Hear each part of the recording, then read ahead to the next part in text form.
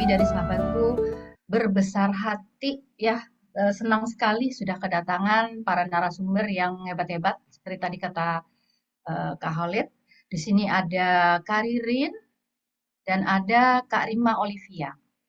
Ya, tadi mungkin nanti akan saya perkenalkan Kak Ririn dan Kak Rima Olivia. Ini siapa ini? Mungkin sebagian dari teman-teman di sini ada yang udah kenal, ada yang sudah sempat mungkin satu tempat kerja, sudah pernah bertemu begitu ya. Saya akan coba membacakan dulu CV dari pertama Kak Ririn. Nama beliau cukup panjang, jadi disebut saja Kak Ririn, begitu ya. Ibu Christian dari Satrianingrum, berlatar belakang pendidikan psikologi dari Unpad Bandung, ya biasa dipanggil Ririn, memiliki pengalaman lebih dari 25 tahun di bidang human resources. Nah, siapa yang di sini baru 25 tahun nih? Jadi beliau punya banyak kesempatan untuk menyelami berbagai aspek dari manajemen SDM. Dalam industrinya juga beragam, ya ada telekomunikasi, plantation, dan lain-lain. Ada banyak sertifikasi tentunya di bidang SDM yang telah beliau ikuti, antara lain Assessment Center Certification, HR Development, HR Audit, Career Plan and Development, Young Leader, Global Leadership. Selama 5 tahun terakhir, Karirin mengembangkan karirnya dalam bidang keuangan, legal, IT, dan lainnya yang menurutnya menarik dan menyenangkan. Wah, ini menarik. Kemana-mana nih belajarnya Karirin ya. Nanti kita akan belajar banyak dari Karirin. Saat ini, beliau menjabat sebagai Direktur dan Corporate Unit GM of Sumitomo Indonesia, serta Direktur Traktor Nusantara. Oke, selamat datang Karirin. Semoga hari ini sehat. Apa kabar? Kabar baik. Terima kasih sudah diundang untuk bisa sharing ke sahabatku. Baik. Terima kasih Mbak Desi. Sama-sama, Kak Ririn. Eh, ya, berikutnya ada Kak Rima. Kak Rima Olivia ini adalah salah satu guru saya juga. Saya banyak belajar juga dari beliau. Ya, jadi Kak Rima adalah psikolog lulusan Fakultas Psikologi UI. Aktivitas beliau adalah sebagai psikolog, personal excellent trainer, professional coach, dan sudah memproduksi beberapa buku, sudah menulis nih. Nah, beliau memiliki ketertarikan untuk membantu sesama dalam mengembangkan dan memperoleh arti yang signifikan dalam pekerjaan. Relevan banget ya dengan bahasan kita sekarang, perempuan dan pekerjaan.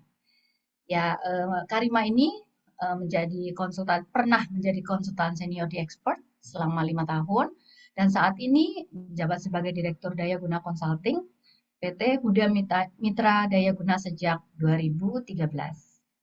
Berbagai macam sertifikasi yang pernah diikutinya, baik di dalam maupun di luar negeri, antara lain Life by Design, Master of Clinical Hypnotherapy, Master Impact Coaching System, Grounded Business Coaching. Wah, ini kayaknya tamu-tamu kita adalah orang-orang yang tidak pernah berhenti belajar ya. Kayaknya ini yang ditayangkan di sini cuma secuil. Saya percaya kalau ditayangkan semuanya banyak sekali. Kayaknya nanti nggak selesai-selesai. Baik, selamat datang Karima. Semoga dalam keadaan sehat juga. Apa kabar hari ini?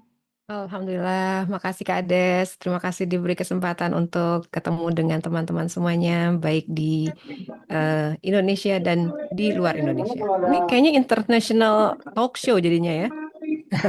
Betul Karima. Betul, internasional. Kita menginternasional hari ini. Ya. Insya Allah. Terima kasih Karima, Karirin. Ini sekarang kita akan mulai ya. Ini sebenarnya sangat menarik nih tentang perempuan, perempuan perannya sebagai ibu dan bekerja. Ya, kalau misalnya saya lihat dari keistimewaan perempuan saja, dari betapa uniknya kehidupan yang dijalani, ada banyak mungkin di sana ada peran berbagai peran tuntutannya, ada faktor-faktor hormonal dan lain sebagainya, ramai sekali gitu ya, yang membuat mungkin jadi unik ya. Perempuan ini kita kulik-kulik gitu ya, karena kita juga sebagai perempuan kadang-kadang menjalaninya, wow, navigating life ini bukan main ya, dengan 1001 tuntutan. Saya percaya ini cuma seorang ibu atau seorang perempuan nih yang bangun pagi, melek pagi hari alarm bunyi langsung list itu 15 ada di kepala kita tak tak tak tak tak gitu ya. Anak gue ngapain? Suami gue nanti dikasih makan apa? Gitu. Aduh itu tadi presentasi belum kelar. Dan lain sebagainya. Kadang-kadang lupa emang diri sendiri paling nomor berapa nggak tahu. Itu keunikan perempuan mungkin seorang ibu ya dalam menjalankan sini mungkin teman-teman di sini audiens semua juga mungkin merasakan ya gimana tantangannya sebagai seorang ibu, seorang perempuan bekerja dengan aneka tuntutan peran. Nah, izinkan saya di sini untuk saya mungkin mulai dengan Mbak Ririn dulu nih, ya. Saya ingin tahu tentunya dengan pengalaman Mbak Ririn Ya. apa jam terbangnya udah banyak. Kalau mungkin tadi dibilang 25 tahun, Udah sepuh maksudnya. senior Mbak, Senior. senior. Artinya kan ya di sini mungkin ada yang masih 25 tahun Mbak Ririn. Berarti kan Benar, asam benar. garamnya bukan asam garam aja, ada asam-asam sedikit, ada apa dan lain sebagainya Mbak Ririn udah punya ya. Jadi kami pengen tahu nih Mbak Ririn, sebenarnya kalau dari sudut pandang Mbak Ririn, apa yang Mbak Ririn alami, sebenarnya apa sih yang biasanya dialami seorang ibu ketika memutuskan untuk menjalani dua peran ini Mbak Ririn? Ibu rumah tangga, tapi wanita karir juga gitu ya. Gimana Mbak Ririn kira-kira? Kalau saya flashback ke zaman dulu banget gitu ya, waktu saya baru lulus kuliah gitu, sebenarnya saya rasa saya tidak terlalu banyak memikirkan mau jadi ibu rumah tangga atau mau kerja karena sejak saya kuliah itu saya juga udah mulai magang-magang terus apa kalau psikolog kan kalau zaman dulu namanya asongan, kalau sekarang apa tuh Nah, namanya tuh? Ya kan ya? jadi asonger masih Masih asongan ya. masih. Jadi masih tuh, jadi begitu udah lulus langsung kerja, langsung langsung nggak pakai terlalu banyak pertimbangan gitu. Cuma pertimbangan itu justru muncul pada saat sudah mulai punya bayi, ya kan? Karena kalau udah punya bayi, terus kebetulan saya jadi sangat tergantung sama Mbak. Dan kalau udah si Mbak itu kan biasa ya, Mbak itu kadang-kadang kan ibunya sakit, neneknya sakit, pamannya sakit, ininya meninggal, banyak lah. Jadi begitu dia telepon ke saya bahwa dia mau pulang kampung saat itu juga, itu kayaknya dunia runtuh. Gitu ya. Buat saya, karena udah nggak ada, pokoknya dibandingin dengan dipanggil direktur sama Mbak pulang, itu buat saya lebih susah kalau Mbak pulang, terus terang. Lebih signifikan sih Mbak. Betul, kalau direktur bisa, aduh Pak, sebentar Pak, saya sakit perut atau apa masih bisa gitu ya. Kalau Mbak pulang itu dunia udah pusing banget gitu kalau buat saya. Nah di situ saya coba untuk melihat gitu ya, melihat kebetulan kita punya support system kan. Support system itu kan ada di kantor, ada di rumah, ya kan, ada tetangga gitu ya, ada keluarga gitu. Nah kita lihat dari situ gimana kita bisa adaptasi di situ. Kemudian saya lihat kantor saya kalau di hari-hari saya memang kemudian kita punya ada asisten gitu ya untuk yang membantu dan pastinya udah bisa dipercaya dan kemudian mulai tuh ada tante atau ibu saya datang setiap berapa lama untuk ngawasin gitu dalam sehari itu jadi benar-benar ada yang lihat itu pertama dan kalau misalnya itu saya juga sangat beruntung ke company saya waktu saya pertama bekerja itu dia memberikan yang namanya kalau Lebaran pas Mbak pulang segala macam itu memperbolehkan kita bawa anak. Dan saya beruntung bahwa semua orang di situ, jadi yang punya bayi, bukan bayi, sorry, yang anaknya sudah cukup besar gitu ya, itu boleh ya udah gitu aja nggak apa-apa gitu. Waktu itu belum kan udah tahu ya pengalaman kerja saya udah lama kan ya. Waktu itu belum musim tuh childcare itu belum musim ya. gitu ya. Tapi ya udah belum terlalu banyak nggak musim lah masih. Betul. Jadi beruntungnya itu jadi pada saat kita bekerja pun jadi saling jagain gitu kalau ada yang anaknya siapa udah duduk sini dulu gitu sehingga itu yang membuat saya akhirnya memutuskan untuk tetap bekerja. Nah kalau sekarang ini ya kan mau happy working mom gitu ya itu saya suka banget dengan si pendekatan yang work life harmony. Ya, karena sekarang berbagai masa kini gitu ya, berbagai support yang sudah bisa diberikan. Yang pertama, kita sekarang sudah mulai banyak yang flexible working hours. ya kan? Ada yang nggak lagi tuh wajib datang jam 8. Kalau saya dulu kan Betul. jam 8 lewat 10 menit aja udah potong transport, udah kayak gitu kan. Kalau sekarang udah nggak ada lagi flexible working hours. Terus kemudian jadi bisa tuh sempat nganter anak yang masih kecil ke sekolah gitu ya. Ya, ada. Terus kemudian ada juga work from nggak harus di office. Ada yang cuma 4-1, ada yang 3-2, ada yang kalau perlu aja ke kantor, ada macam-macam kan. Sehingga itu yang membuat memudahkan kita perempuan untuk bisa lebih mengharmoniskan pekerjaan dengan kehidupan kita di luar pekerjaan. Contoh bisa work from home. Itu kalau misalkan zaman dulu anak sakit kita cuti kan. Hari cutinya habis gitu. Kalau sekarang kalau anak sakit, toh kalau nungguin anak sakit kita tidak terlalu heboh. Kalau anaknya panas udah dikasih minum dia tidur. Kita work from home bisa kerjain. Nah, jadi buat saya kalau memang memutuskan untuk bekerja itu support dan ekosistem yang ada sekarang tuh sudah sangat mendukung. Cuman tidak. Tapi kalau mau jadi pada saat memutuskan jadi ibu rumah tangga juga nggak apa-apa karena itu benar-benar lihat dari kalau buat saya sekarang ini ya, buat saya itu tergantung passion-nya. Passion-nya di mana gitu. Karena itu yang paling penting. Yang pertama harus tahu diri sendiri, passion-nya ada di mana dan you decide. Karena itu yang paling penting. Mau nanya sejuta orang segala macam kalau nggak passion di rumah, pengennya keluar dulu, akhirnya ibu rumah tangga yang arisan tiap hari gitu kan ya. Jadi ya tinggal itu aja. Kalau saya sih itu Mbak. Iya.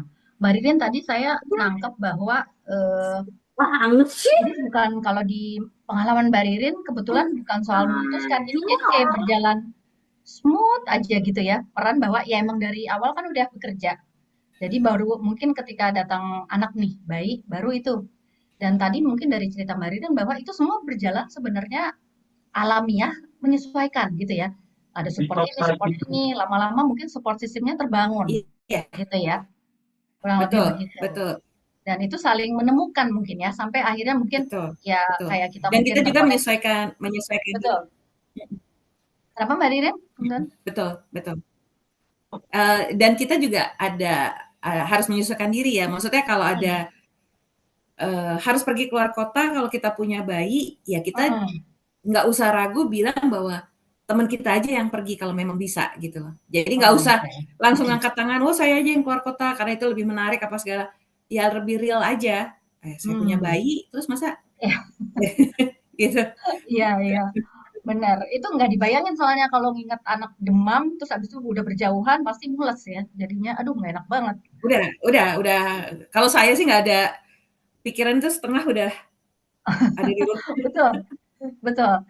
Nah, itu tadi Mbak Ririn sebut juga tentang bahwa kalau sekarang mungkin udah ya kita mengalir ya dari pandemi pada akhirnya juga ada perubahan yang dimana banyak yang dia adopt gitu ya, dia adopt waktu kerja lebih fleksibel dan mungkin juga itu tadi ya apa kalau di Mbak Ririn bilang ketika Mbak Ririn dulu yang terasa adalah pembantu tidak ada, ART tidak ada, si Mbak dibawa anak-anak nggak apa-apa deh gitu dan semua juga biasa menerima anak-anak pas habis-habis Lebaran gitu ya. Ada banyak anak-anak di kantor. Itu ada yang lari-lari gitu tuh. Betul. Ada gitu. Betul. Ada yang sampai gini anaknya siapa sih nih lari mulu gitu. Ada kayak gitu ya. Betul. Tapi ya alhamdulillah semua bisa saling bantu sih. Betul.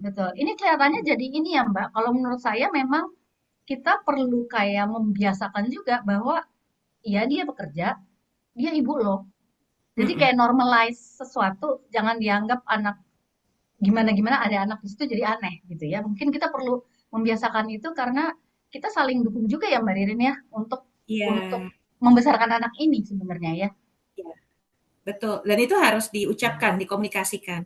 Salah satu contoh sebelum saya sampai di tempat sekarang, sebelumnya saya ditanya dulu di interview gitu. Terus saya tanya, are you sure? Why? Because I'm a mom of 3 boys.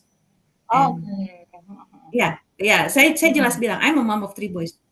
Terus buat mereka tuh kebetulan tuh mereka orang Jepang ya. Terus mereka terus kenapa gitu kayak emang kenapa kalau kamu mom of 3 boys ya? Kalau misalkan saya dipanggil sama sekolah anak saya nggak pakai mikir. Saya tinggal, saya pergi tuh langsung. Oh, Oke, it's iya, normal. iya. That's what's done by our wife, kata dia gitu. Oh, Oh, okay, okay. iya, iya, iya. So we have to Mm-mm.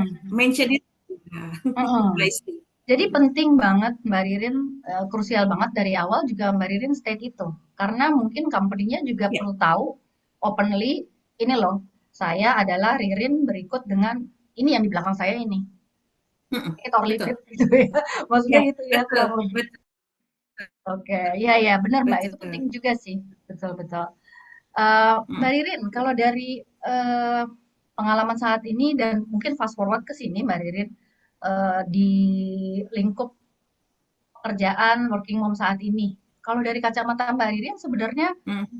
isu apa sih mungkin yang secara umum sekarang terasa ya di working mom ini? Mungkin hambatan, mungkin ada pressure-nya. Kira-kira apa sih Mbak Ririn yang signifikan? Ah, kalau buat saya yang agak agak mengganjal buat saya, tapi sebenarnya itu boleh-boleh aja gitu ya. Itu Mm, ada beberapa teman saya kalau dia melimit diri dia sendiri. Melimit diri mm, dia sendiri itu contoh misalkan dia sekarang mengerjakan tidak mengerjakan satu pekerjaan dibanding pekerjaan yang lain ya, tapi dia sekarang mm, misalkan sales administrasi. Jadi benar-benar dia tuh yang ngurusin PO, apa purchase ordernya, sampai ngebilling lah gitu ya. Ada beberapa mm, orang gitu ya.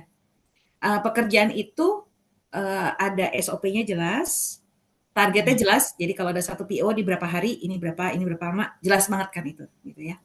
Itu nyaman karena itu kan pekerjaan yang memang sudah nyaman dan mm, begitu dari situ kemudian pasti akan ke atasnya menjadi orang sales atau menjadi orang network atau orang menjadi investor gitu ya. Itu mm, banyak yang nggak mau. Kenapa? Dan mm, kebetulan saya menemukannya lebih banyak di perempuannya. Kenapa? Karena mm, itu sudah berkaitan dengan target, target yang tinggi gitu. mm, Jadi ada beberapa yang nggak berani untuk mengambil target karena mm, ya mungkin memang keputusan dia adalah cukup di sini aja gitu. Saya bisa mm, mengerti kalau memang ternyata anaknya masih kecil-kecil.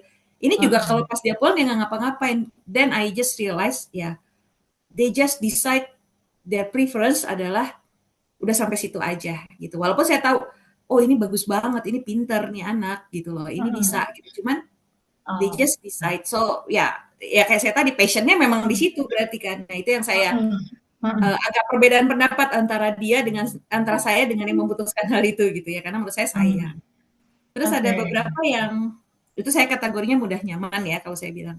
Mhm, mhm, Terus ada juga kalau working mom tuh ada yang hmm, apa kurang terbuka. Kalau buat saya kan komunikasi itu penting ya. mhm, Jadi kita harus mhm, cerita gitu kalau uh, kita harus mengenali diri sendiri gitu. Kalau if we need help, then we have to find the help gitu. Ya, jadi kalau misalkan salah satu contoh yang saya alamin gitu ya, ada teman saya yang ada salah satu rekan yang yang apa dia selalu merasa disalahkan, merasa salah sendiri gitu. mhm. Ada tuh nama nama psikologinya nggak ini ya, tapi kita nggak ngebahas sana ya. Dia selalu merasa disalahkan gitu, atau dia merasa ditinggal. Jadi kan kadang-kadang Mmm, kita merasa tuh kalau ada orang-orang ngomong ini gitu ya, mhm, eee, perasaan itu tertimbun terus gitu ya, tanpa dia mhm. mencari tahu bahwa emang benar ini saya salah gitu ya. Dia nggak pernah nanya Oh, itu, cuman dia sibuk mhm, aja di situnya gitu. Sehingga akhirnya, mhm. eee, kepikiran dan dia tidak tidur 10 hari, dan itu sudah mengganggu fisik ya, itu udah ganggu fisik.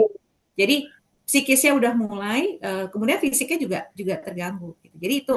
Jadi buat saya tuh kalau memang kita merasa sesuatu yang memberatkan kita terus-menerus beberapa saat, sebaiknya Mhm, mulai terbuka. Boleh ngomong sama atasan, kalau mhm. di kantor ya, atau ngomong sama HR-nya.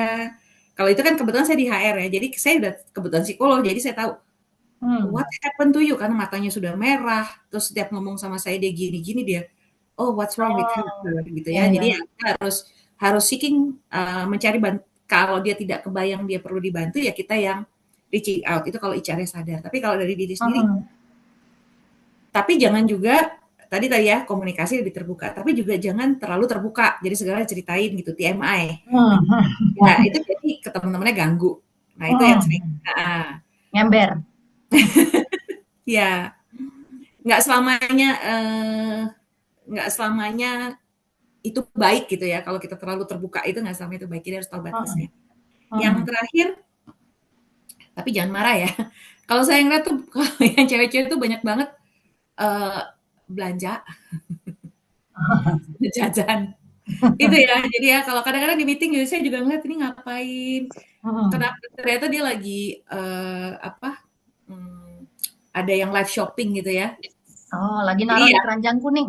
ya sampai sampai meeting pun gitu ya dia umpetin tuh ditaruh di ini gitu. Kalau bapak-bapak kan suka main saham. Nah, Oh, kalau si ibu-ibu itu suka itu gitu ya. Itu adalah beberapa challenge yang memang kebiasaan-kebiasaan kita gitu dan memang sebenarnya mungkin itu untuk nge-support keluarga dalam arti ya anak saya soalnya nyari kalkulator yang model ini nih gitu kan gitu nyari. Tuh, barusan dia WA gitu ya. But maybe you need to balance to find the right time to do that gitu. jadi ceritanya dia multitasking tuh Mbak Ririn. Ingat Uh, anaknya perlu ini, gubrak-gubrak lagi meeting, itu semua mm, dual mm, prosesor atau mm, triple prosesor. mm. Ada beberapa yang sukses. Jadi kalau ditanya, jadi gimana? Oh gini maksudnya. Weh, top. Ada yang sukses Wow. banyak juga yang Heeh. sukses. Tapi yang beler juga ada gitu lah. Jadi Iya, kalau iya. belum bisa menjadi yang multitasker hebat gitu ya, mungkin Heeh. harus mengatur waktu Hati-hati. gitu ya, memberikan Heeh. prioritas kayak gitu. Heeh. Itu sih. Cuman yang bagusnya kalau working mom tuh kebanyakan nurturing. Kalau dia Nurturing. jadi leader, dia nurturing, kemudian Heeh. dia juga kebanyakan lebih rapi, lebih Heeh. terstruktur, Heeh. terus tadi dan lebih bawel, bukan rewel ya, lebih bawel. Heeh. Maksudnya Lebih bawah. take care gitu. Jadi segala sesuatu tuh dia lihat di manage dengan baik. Kalau bahasanya Disney over management itu biasanya cewek. Jadi itu adalah hal yang positif ya selain yang tadi udah ada challenge. Maaf, minta tolong untuk di-mute dulu, teman-teman. Mungkin, terima kasih. Teman-teman yang lain, sebentar, mungkin silakan untuk open cam, biar kita juga lebih interaktif ya, supaya kita tahu nih, Mbak Ririn, Mbak Rima, bisa lihat bahwa, kita nih lagi webinar sama teman-teman di berbagai penjuru dunia ternyata. Gitu ya, terima kasih. Monggo, Mbak Ririn. Ya, itu jadi tantangan ya untuk di perusahaan gitu atau kalau buat yang wanita bekerja gitu itu adalah beberapa yang saya lihat ya Heeh, tantangannya tadi ya mudah nyaman, nyaman. tidak terbuka atau terlalu terbuka dan harus menempatkan priority antara belanja dengan meeting. Saya nggak bahasa kerennya apa ya itu ya gitu ya. Tapi bagusnya adalah tadi ya, lebih nurturing, lebih Heeh, bawel memang gitu, lebih over heeh. management gitu ya. Ya, This is an over management in a good way. Ya ya, kayak ya. kalau Heeh. teman-teman tahu Disney itu adalah contoh company yang memang over management. Segala hal dipikirin. Dan they Hmm, proudly says they are over management emang. oke. Ya, ya. Terima kasih Mbak Ririn. Ada yang menarik ketika Mbak Ririn menyebutkan bahwa ketika udah mulai berperan jadi ibu dan wanita pekerja, perempuan bekerja, membatasi diri atau kayak melimit, kayak nggak mau eksplor lagi. Sebenarnya kalau dari yang Mbak Ririn lihat, ini apa sebenarnya temporary aja nggak sih Mbak? Atau gimana? Saya pengen tahu nih kadang-kadang kan kita kayak peran baru gitu ya. Pluk, baru jadi ibu, baru punya anak nih, lagi lucu-lucunya nyiumin bau bayi gitu ya. Hmm, Maksudnya hmm, hmm, ninggalin sih gitu hmm, ya. iya, Udah kesobek-sobek tuh kayaknya hatinya. Nah, iya. itu tuh lebih lebih karena lagi apa? Tarik-tarikan gitu ya. Pengen mana karena bingung dulu atau memang dari pengamatan Mbak Ririn pastinya ada juga yang pada akhirnya ya udah nentuin enggak, aku emang segitu aja. Aku udah jangan dipromot, jangan dikasih target atau apalah gitu. Gimana Mbak Ririn? Hmm. Kalau yang dilimit karena ada tarikan keluarga tadi ya, karena anaknya masih Mm, kecil mm, atau hal lain.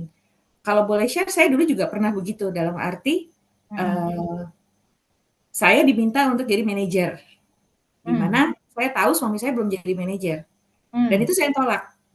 Oh, Nah, mm, mm, pada waktu setelah bertahun-tahun kemudian, pada saya cerita ke suami saya malah ketawa gitu. Emang kenapa ya kata dia kayak gitu. Saya baru sadar, oh, I haven't communicate to him. I just decide by myself that's the Oh, right thing to oke. do gitu kan gitu ya. Wah, Itu satu. Terus tadi ya kayak misalkan tadi kalau masih punya anak yang kecil-kecil tuh tadi yang penting komunikasi, you have to communicate gitu. Kalau if you mm-mm, need help, if butuh babysitter gitu ya, ya ngomong mm-mm, sama suami ngobrol. If you need mm-mm, help, orang tua apa tante atau apa, then ya itu yang penting itu. Itu biasanya yang umurnya masih muda, masih lebih muda. Tapi kalau yang mm. udah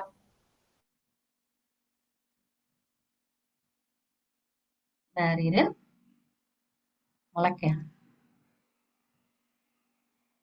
tertentu dia memang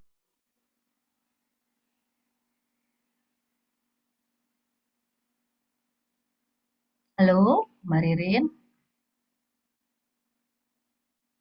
koneksinya lagi kurang stabil ya. Kita tunggu sebentar ya.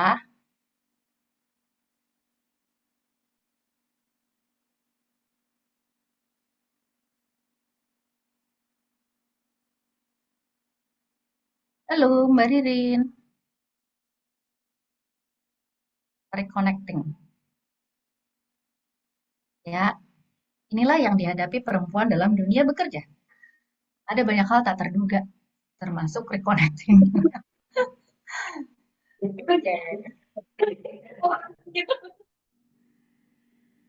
Baik, kita tunggu Mbak Ririn muncul kembali.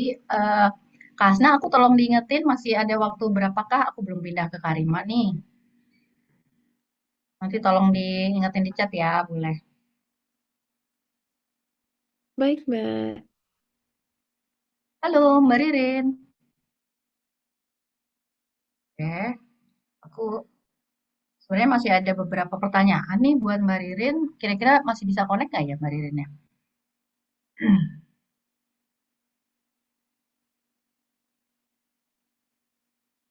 Atau aku ke Kak Rima dulu sambil nunggu mungkin ya?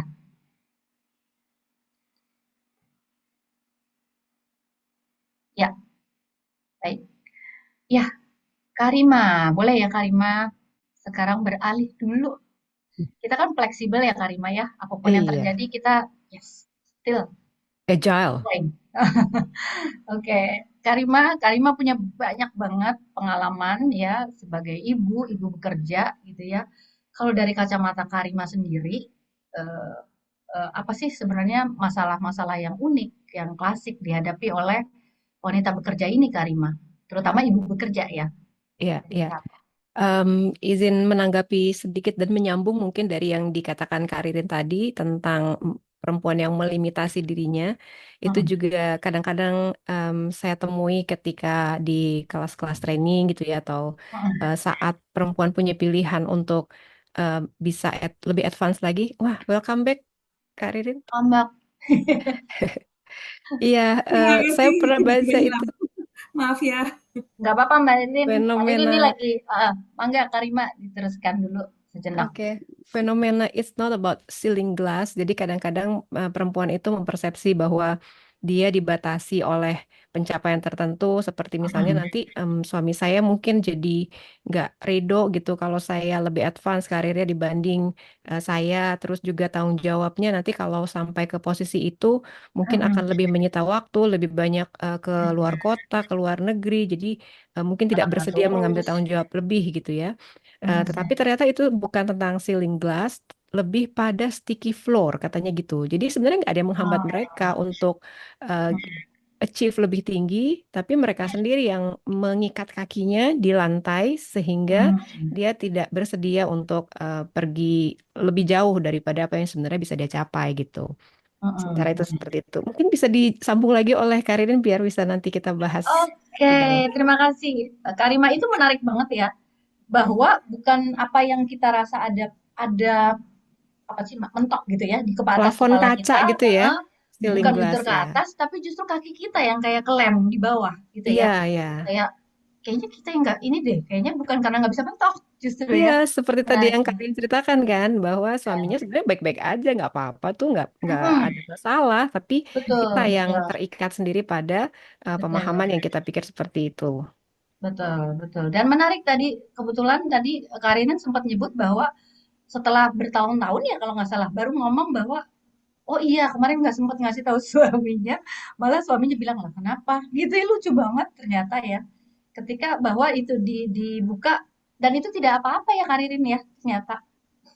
Enggak, dia nggak apa-apa, santai aja sebenarnya, dia cuma gini, "Hah? Terus kenapa?" Kata dia gitu. Udah gitu aja, sesantai itu gitu. Jadi ya, Oke. oh, oh iya ya, so I just decide by myself gitu loh Oke. tadi. Jadi bisa jadi ini kayak persif ya. Sesuatu yang kita kira, kita sangka gitu ya. Nah, itu yang mungkin Mhm, kita perlu cross check juga ya sebagai ibu bekerja. iya, Bener nggak betul, itu kalau cuman bukan cuman persif sih, kita mungkin juga sebagai ibu kan punya natural insting lah ya. Insting Ya, buat mhm, mendetek ini gimana kira-kira. Cuman itu perlu di cross check lebih lanjut mungkin ya, agar itu tidak menjadi iya, sticky floor tadi, kayak kata Karima ya. Oke, betul. iya, Jadi iya. diomongin gitu, nggak usah decide Betul, betul. membuat jangan-jangan malah sebenarnya plan suami sendiri Karin berarti kan ya bersedia itu ya. gitu ya. Bersedia untuk Iya, support, waktu ada dulu iya, perubahan roles yang bisa disepakati gitu, yang justru bisa menumbuhkan kualitas tertentu dalam keluarganya ketika Mm-mm. kerjasama dari keluarga bisa membantu perkembangan Oh, karir ibu dan ayahnya juga mungkin. mhm, iya, iya, iya. Saya jadi ingat bahwa kadang-kadang kita mikir gini, kita jadi terpengaruh dengan apa yang di kepala kita, yang sebenarnya nggak netral. Jadi udah kayak, gitu tadi ya, si sticky floor itu. Padahal itu kan netral ya. Bisa aja ketika kita konfront, ada dua kemungkinan nih. Masih terbuka kok dua-duanya, masih bisa diomongin. Maksudnya gitu mungkin ya. Jadi open up iya, tadi kayak betul, kata Karirin gitu ya. Coba dikonfront aja, coba dibuka aja. Ini netral kok, bisa dieksplor mau ke kanan, mau ke kiri. Pasti ada plus minusnya lah ya, yang bisa dikaji mhm, mungkin gitu ya. mhm. Oke, Nggak iya usah iya, diputuskan sendiri gitu loh. benar. Dan diputuskannya dengan itu tadi ya, perasaan mendalam yang iya Perasaan iya, berbuat baik gitu, padahal orangnya, biasa aja dia sih. betul betul. Iya iya, ini menarik. Terima kasih Karirin sharing tentang itu tadi ya. Kemudian saya pengen tahu nih karena ini Karirin, kita lanjut sebentar dengan Mhm, Karirin.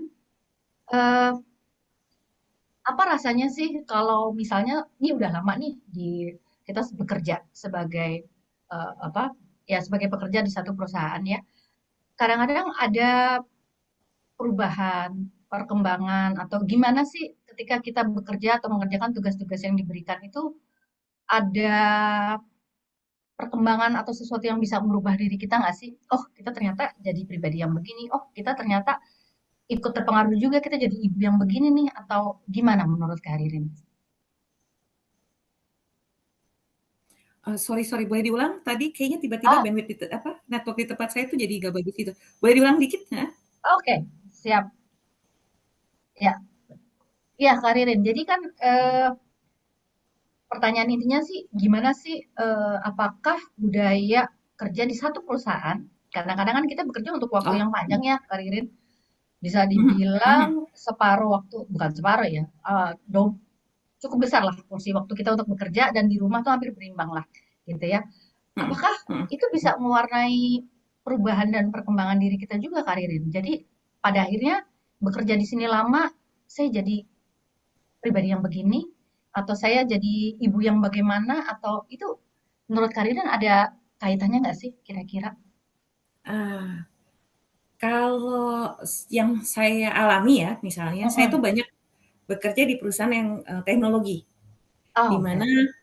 terus terakhir itu perusahaan yang tentang robotics gitu ya. Jadi benar-benar Mm, pace-nya cepet gitu ya, mm, salah nggak apa-apa, ditarik lagi, yang penting mm, maju, jalan gitu. Terus kemudian mm, ngupdate-nya harus tiap hari atau tiap sehari 15 menit atau apa gitu, pakai pakai segala approach ya si project management itu. mm, Kemudian saya pindah ke tempat yang sekarang. Tempat yang sekarang itu mm. sampai saya diketawain sama teman saya di waktu saya di Singapura, mereka pada ketawa gitu ngeliatin. Kamu culture shock ya digituin gitu. I think so, saya bilang gitu. Kenapa? Karena saya bertahun-tahun gitu ya, 20 tahun lebih di pekerjaan yang fast pace. Terus tiba-tiba saya di perusahaan yang saya nggak bilang slow pace ya, tapi lebih prudent. Jadi whatever you Hmm. do, it has a consequences for a long term. Oh, It oke. has a consequence of the sustainability or something gitu lah. So Mm-mm. the effect is long term. Mm-mm. Jadi ya nggak boleh lo kalau salah ya harus seminim mungkin gitu loh. Mm. Ya itu mempengaruhi saya sih terus terang. Jadi ya sampai orang lain juga ngeliat gitu lah. Kamu culture shock ya, sampai ketawa-ketawa gitu. Dan how are we going to face that? Gitu adalah pertama kita memutuskan can you adapt, can you swim in that pool or not Mm. gitu ya. If you cannot, then you better not there, ya kan? Yang ngapain gitu ya? Nanti kita kayak kodok yang kepanasan itu kan ya, Mm. ngapain? Tapi kalau ternyata kamu bisa swim dengan tenang gitu ya, kamu bisa Mm. jalannya dengan tenang, then Mm. we can continue. Yang pertama kita lihat dulu itu, karena Mm. memang itu akan mempengaruhi cara kita bekerja dan cara kita berkomunikasi dengan rekan kerja dan bawahan. Mm. Tapi kalau mempengaruhi sampai ke mental, sampai ke keluarga, saya nggak ngerasain dan tidak ada Mm. yang ngasih feedback ke saya bahwa kok kamu jadi beda apa gimana, enggak gitu. Karena memang mungkin tidak terlalu mempengaruhi pada saat di keluarga ya. Cuma Mm. pada saat berinteraksi dengan orang kantor itu terasa. Mm. Sehingga kemudian akibatnya apa? Akibatnya adalah kalau kita tahu semuanya harus prudent, nggak boleh salah, tapi kita nggak boleh lambat juga. Nah, saya coba Mm. combine tuh, gitu. Jadi itu Mm. mengangkat teman-teman saya gitu ya supaya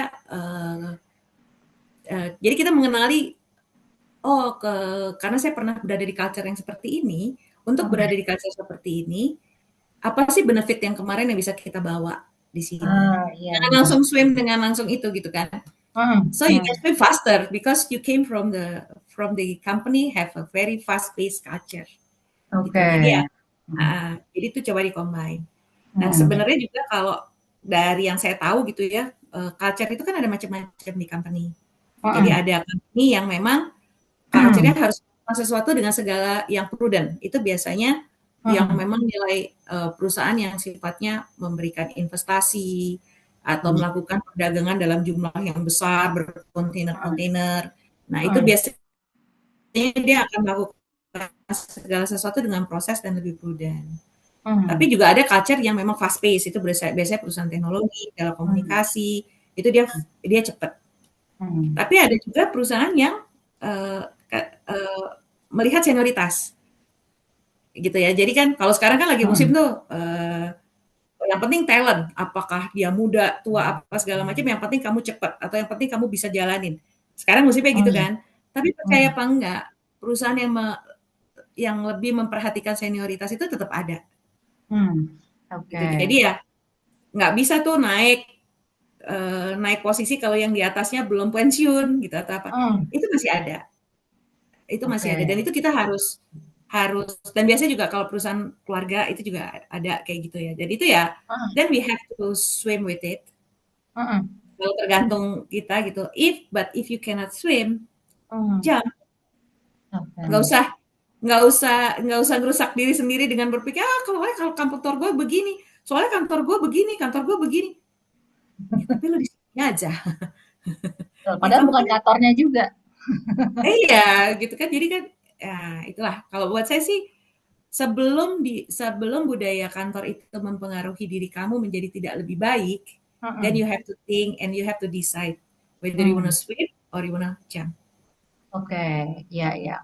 Mbak Ririn, eh, menarik bahwa yang Mbak Ririn ceritain itu saya kebayang bahwa exposure yang beragam tentu saja Mhm. kan akan membuat kita, Mbak Ririn akan lebih grow gitu ya, dengan berbagai exposure-nya juga variatif gitu ya.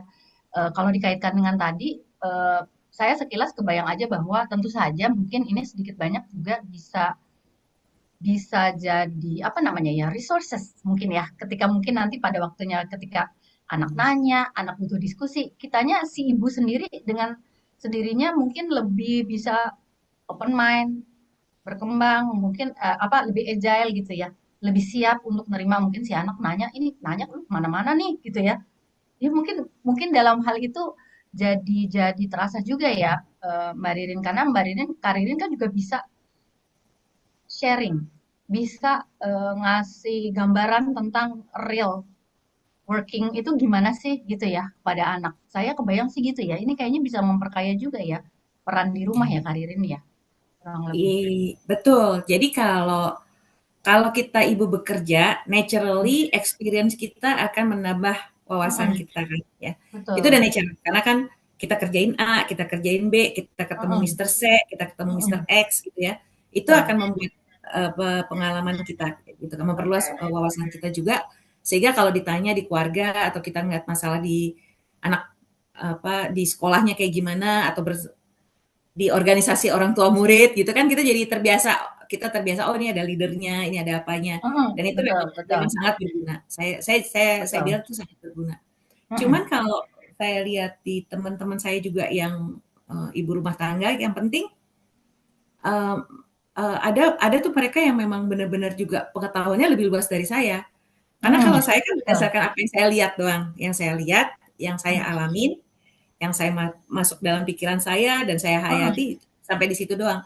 Tapi kalau ada beberapa orang yang memang mencari itu, ya, memperluas pengetahuan dia sehingga dia kenapa? Supaya kalau ditanya sama anak saya ngerti. Mm-mm. Terus Oh, oke. saya Ya, ya, ya. hebat Belajar banget tuh. sendiri. Jadi ya, ya, ya. Heeh, heeh. I Itu see. saya Ya, hebat ya. banget buat orang-orang kayak gitu. Oke. Karena benar-benar itu kan berarti self initiative gitu kan. Betul, Nah, itu betul, keren. betul. Ya, iya. Belajar memang bisa di mana aja gitu ya. Kita Mhm. juga melihat seperti itu. Baik, terima kasih sekali Kak Ririn sharingnya. Ini kayaknya karena waktunya juga izin untuk saya beralih dulu ke Kariman nih sekarang. Terima kasih Silakan Kak Kak. Ririn. Ya, Karima. Ya, tadi mungkin kita, oh karena sempat ini ya tadi pertanyaan tentang ini Karima.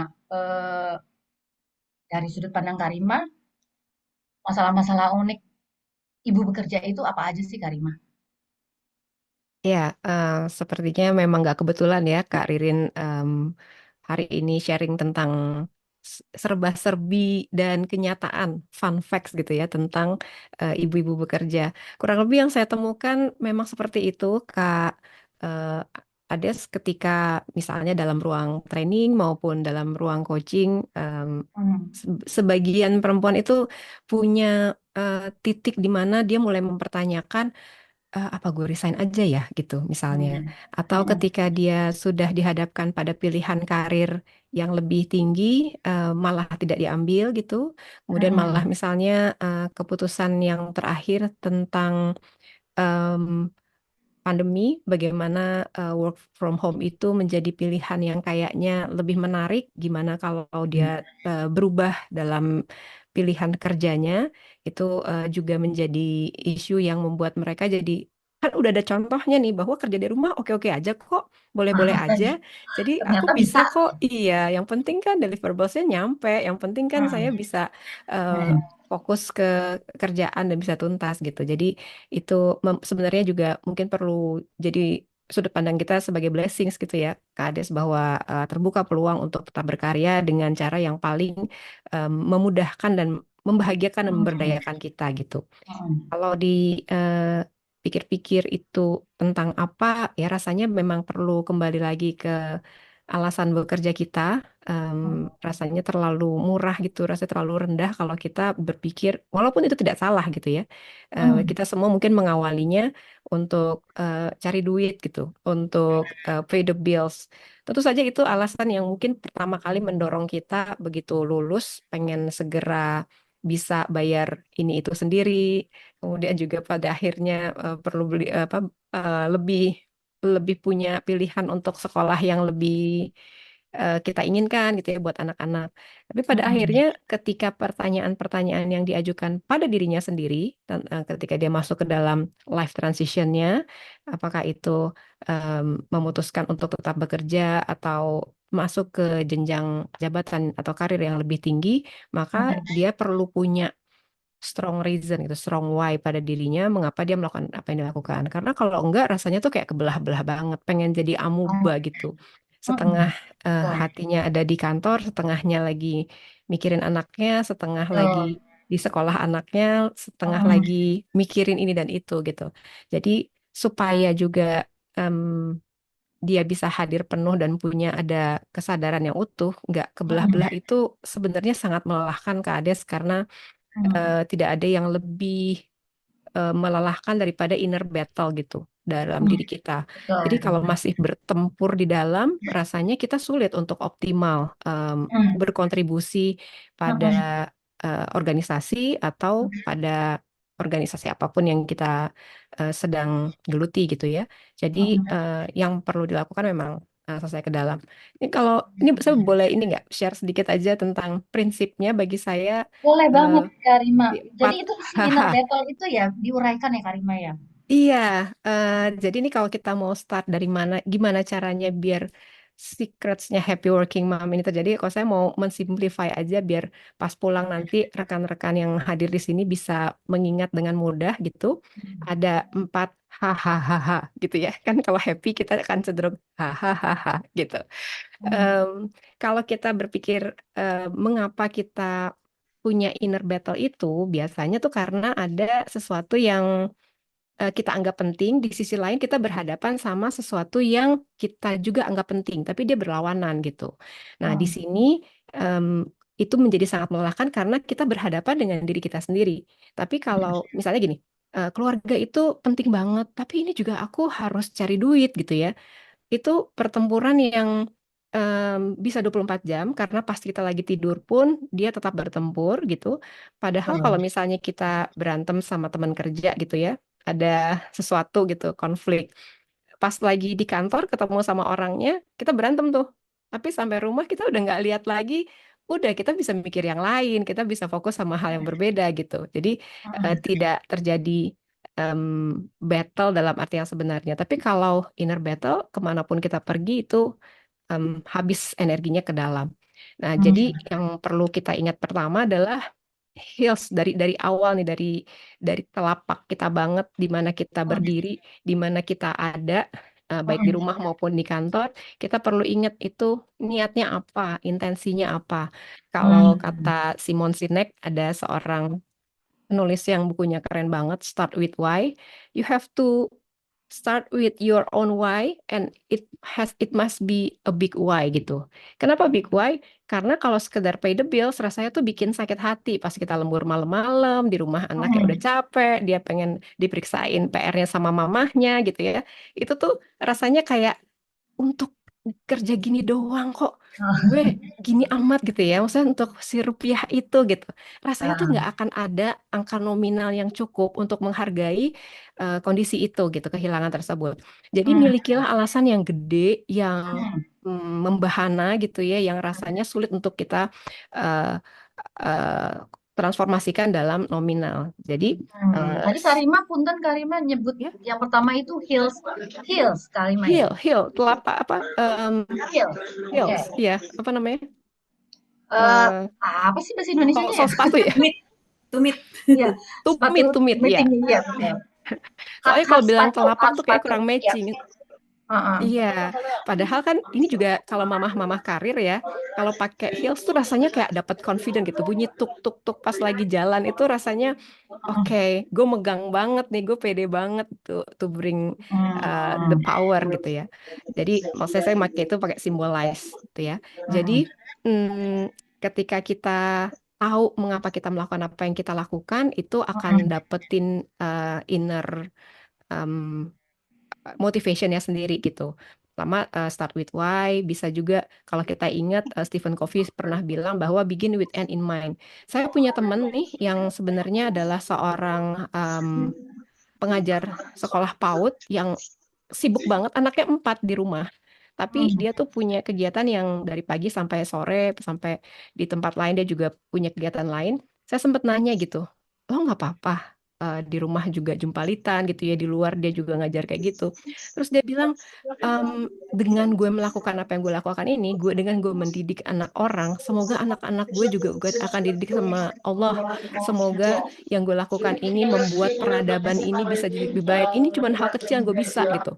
Jadi saya ngelihat bahwa alasan dia bekerja itu memang bukan buat cari duit, buat sesuatu yang memang bikin dia jadi ada angkanya, tapi alasannya demikian besar dan itu yang bikin dia malah jadi kayak rasanya karena motivasi itu demikian kuat gitu ya, sehingga jadi ketemu aja tuh sumber bantuan, kemudian juga support system yang bisa bikin dia tetap menyelesaikan kemungkinan-kemungkinan yang membantu dia di rumah tangga gitu. Jadi dia punya so strong why yang membuat dia memampukan untuk menemukan how to-nya menghadapi apapun yang dihadapi dalam perjalanan menjalani dua peran itu gitu.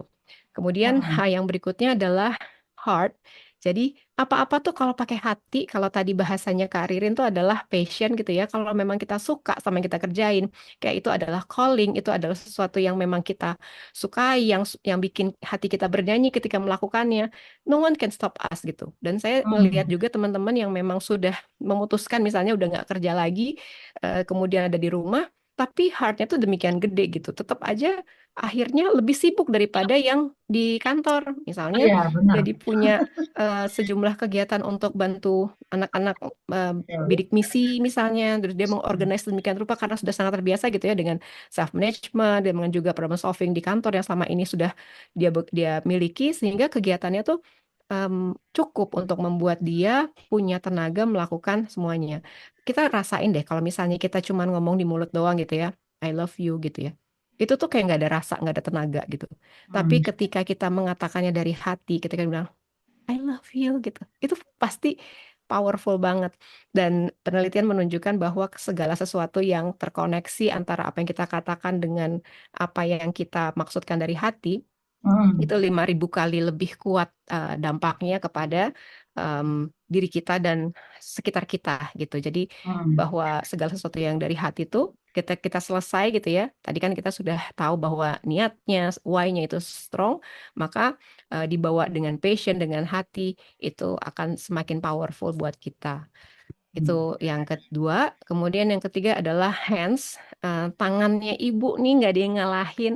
Walaupun cuma telur ceplok sama sayur bening andalannya emak-emak atau nasi goreng doang gitu ya. Tapi kalau itu udah sentuhannya ibu, itu nggak ada yang ngalahin. Dan tangan ini juga yang kemudian juga memang harus hadir. Nggak ada yang menggantikan quantity kalau nggak ada kualitinya gitu.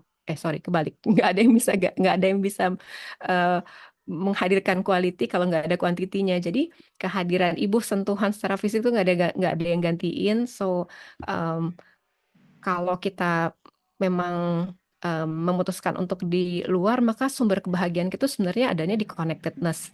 Kalau kita sudah ngerasa kayak nggak punya tenaga lagi, coba sadarin seberapa baik koneksi kita sama alasan kita hidup di dunia ini apa.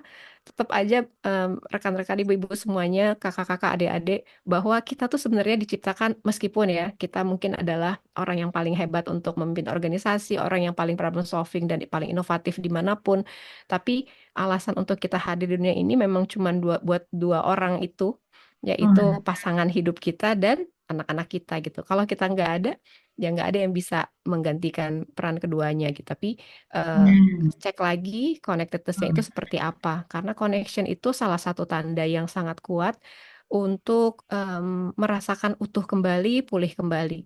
Mungkin Kak Ades ingat pembelajaran dari Dr. Gabor Mate bahwa kalau kita udah mulai ngerasa pecah, disconnected from our body, itu tanda-tanda bahwa stresornya sedemikian kuat gitu.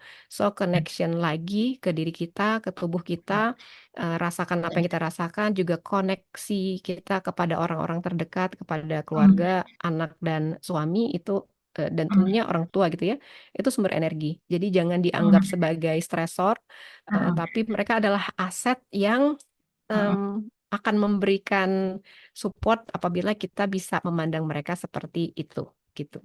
Itu yang hands. Kemudian yang terakhir adalah head.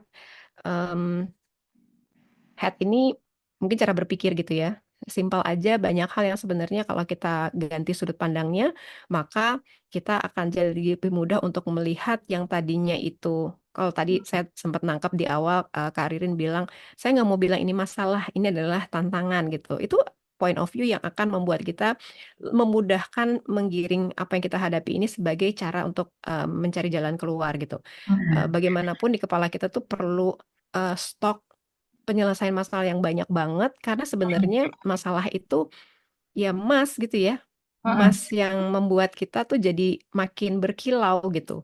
Kalau kita memahami bahwa masalah itu sebelum sebelum hari ini kita sudah menyelesaikan jutaan masalah dalam hidup kita tanpa kita sadari gitu ya. Pagi, siang, malam kita pasti udah pernah melewati masalah, dan sampai hari ini pun bukan berarti nanti di depan sana nggak ada masalah lagi. There's no such things as problem free life gitu. Selalu akan ada masalahnya. Jadi bersedia saja terus-menerus untuk menambah kemampuan menyelesaikan masalah. Hanya dengan cara itu kita bisa hidup bersama itu semua, dan yang penting adalah kualitas dan kemampuan kita untuk menyelesaikan masalah menjadi lebih baik dari ke hari ke hari. Itu Kak. Jadi Hmm. hahaha-nya tuh semoga bisa diingat jadi Hmm. dari heel-nya, kemudian heart-nya, hands-nya, dan Hmm. kemudian kepalanya. Jadi kadang-kadang tuh saya ngerasa ya indah banget kalau dikatakan bahwa ada surga di telapak kaki ibu, tapi make sure aja dong, beneran nggak nih di hatinya ada surga gitu, tangannya ini memang membawa orang ke surga gitu, terus kepalanya itu apakah bisa membuat semua anggota keluarganya itu bisa berpikir benar, memvisualisasikan surga di rumahnya tuh seperti surga atau enggak. Jangan sampai kita kehilangan kemewahan itu sebagai diri kita sendiri. Gitu Kak Ades.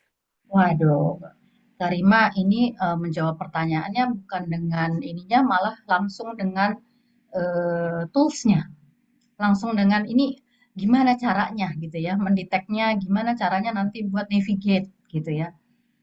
Saya ingat bahasanya Karima kalau lagi membahasakan ini adalah apa? Jangan lupa memantaskan diri kita bahwa kita sebenarnya orang-orang yang para ibu adalah orang-orang yang ditunjuk untuk antarkan anak-anak ke tempat yang mungkin paling layak buat mereka ya, termasuk di depannya adalah ya mudah-mudahan gitu ya Karima, mudah-mudahan surganya gitu insya Allah ya.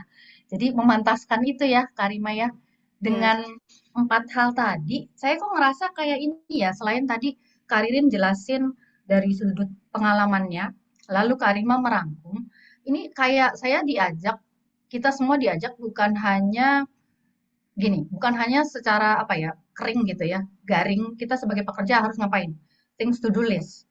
Tapi yang barusan Karima bilang ini adalah sesuatu yang kayaknya saya sendiri diingetin lagi, kita tuh manusia loh. Nengok kiri ada suami, nengok kanan ada anak gitu ya, ada ini, itu semua pasti terkait dan perlu buat di apa tuh namanya, resources yang buat diberdayakan sehingga saling menunjang gitu ya, untuk kualitas hidup kita juga ke depan ternyata Karima ya. Ternyata itu Bang. jadi kalau misalnya tadi yang saya bayangin Karima, kan saya pengen nanya sebenarnya tadi. Jadi kalau misalnya masalah yang muncul ketika apa sebagai ibu bekerja kan kayak tadi kan kadang-kadang ada rasa bersalah menjalani peran ganda. Nah, ini mungkin dengan pakai hahaha ini bisa dibantu ya Karima ya. Bisa lebih terurai mungkin gitu ya Karima ya. Iya, iya benar. Eh, Sekali lagi tuh kalau kita melihat bahwa ini problem, kita akan ngerasa bahwa kita adalah orang yang paling terpuruk sedunia gitu. Tapi seketika kita memandang bahwa kita semua adalah pro in problem solving, maka sini masalahnya apa nih? Apa yang perlu gue pelajari dari sini gitu. Hmm. Jadi mindsetnya juga ngelihat bahwa apa yang akan kita hadapi itu sebenarnya menyiapkan kita untuk menghadapi apapun. Mungkin Hmm. nggak sekarang, mungkin Hmm. nanti yang akan terjadi gitu. Kalau saya ngelihat tadi ketika Kak Ririn cerita tentang ketika pressure-nya itu begitu kuat gitu ya, terus juga sampai tidak mampu untuk menghandle sendiri. em, iya, mungkin sebenarnya dia lupa gitu menyadari bahwa Hmm. dia Ya. tuh se-powerful itu, dia punya kemampuan dan ngelihatnya tuh gini kalau saya ngelihatnya Kak. Hmm, Sebenarnya kan otak yang sama yang kita gunakan ketika kita lagi bekerja adalah otak yang sama juga yang kita gunakan untuk eh, ada di rumah gitu. Jadi ketika kita menghadapi dua hal ini, sebenarnya kita sedang memperkaya kehidupan kita gitu. Eh, Ah. dari approach whole brain, kita Hmm. bisa ngelihat bahwa em, kehidupan rumah tangga kita akan memperkaya. Itu sebabnya tadi Kak Ririn bilang perempuan yang menjadi leader itu punya kekhasan lebih nurturance gitu ya, karena dia dari fitrahnya, dari bawaannya memang punya insting dan punya dorongan yang lebih kuat untuk dan Mm-mm. punya kebutuhan, memang need for nurturance-nya juga tinggi sehingga dia otomatis gitu, sebelum Mm. apapun dia akan jadi orang yang paling care terhadap banyak hal. List otomatis mungkin nggak pakai list udah nanyain beberapa hal yang memang harus terjadi gitu. Dan Mm. sebaliknya ketika dia ada di rumah, bagaimana dia terbiasa dengan self managementnya di kantor, terbiasa dengan mengorganize dirinya dan orang lain, kemampuan interpersonal skills-nya, problem solving, pengambilan keputusannya, tentu saja itu akan meningkatkan kualitas dia ketika juga dia menyelesaikan problem atau eh, aktivitas sehari-harinya di rumah gitu. Sepanjang dia mau gitu ya. Maksudnya dia jangan ngelihat itu sebagai stresor, tapi sebagai Mm. aset, sebagai alat belajar untuk Opportunity, iya, ya. Mm. Oke, artinya Karima, kalau saya ngebayangin, kan kalau kadang-kadang mikirnya gini, kan jam kantor selesai, ke rumah, shutdown kantor gitu ya. Ceritanya gitu. Tutup kantor, sekarang rumah. Maunya gitu. Terus habis itu masuk kantor, shutdown yang rumah gitu. Ceritanya begitu. Tapi tentu saja tidak bisa se-strict itu gitu ya. Kadang-kadang kan kita berusaha untuk membalance gitu ya pikiran kita. Karena namanya ibu-ibu ya, lagi di kantor pikirannya penuh dengan rumah, lagi di rumah pikirannya keinget ke kantor, gitu ya. hmm, Jadi benar, kayak nggak mindful di dua-dua tempat, nggak mindful juga sih sebenarnya, gitu iya, ya. iya, Mungkin dengan hahaha tadi, Karima, ini bisa bantu kita untuk lebih clear gitu ya, sehingga kita iya. lebih lebih apa ya, lebih tenang atau lebih apa gitu ya, ketika kita ngadepin ini nih. Iya, em, fenomena WFH juga membuat orang sekarang kayak nggak punya, kayaknya gue malah ada 24 jam kerja deh kalau dari rumah gitu ya, nggak punya Mhm. boundaries kalau anak sekarang bilang. Mhm. Em, saya juga pernah ngeliat tuh kayak beberapa video yang lewat di FYP, sih. Jadi sebelum pulang, bapak-bapak atau ibu-ibu tuh makan dulu, makan jajanan dulu di mobil sebelum masuk ke rumah. Kan kalau komennya netizen kejam-kejam banget ya, kayaknya tuh ini apa sih nggak bawain buat keluarganya lah, kayak egois banget, udah kerja terus dimakan sendiri, kalau saya mah gitu ya. Biasa lah kalau netizen kan mengungkapkan eh, merekanya gimana gitu. Tapi saya ngelihat sebetulnya itu mungkin ya transisi yang kita butuhkan, boundaries yang kita juga perlu miliki gitu. Karena kalau sebelum ini itu kayak perjalanan kita dari rumah ke kantor, kadang-kadang itu seperti beban. Mhm. Tapi sebetulnya itu menyiapkan kita untuk Mhm. eh, ini tadinya dari rumah ngurusin anak, mikirin keluarga, ngurusin janjian sama suami, terus begitu sampai di kantor, ya fokuslah kepada kantor gitu. Saya Mhm. saya tahu bahwa perempuan itu bisa sedemikian multitasking, tetapi setelah baca beberapa hal tentang deep work, multitasking itu melelahkan dan tidak meningkatkan kualitas kerja kita loh. Betul. Karena otak kita tidak diciptakan untuk keep switching. Capeknya tuh berkali lipat. Tapi kalau kita terbiasa untuk fokus deep work gitu ya, Mhm. benar-benar uninterrupted work gitu, pasti kualitasnya beda gitu. Jadi em, seindah-indahnya multitasking, ayolah ibu-ibu, kita perlu punya gitu ya, ada prime time dalam pekerjaan kita, di mana yang kita tidak teralih, tidak mudah terdistraksi.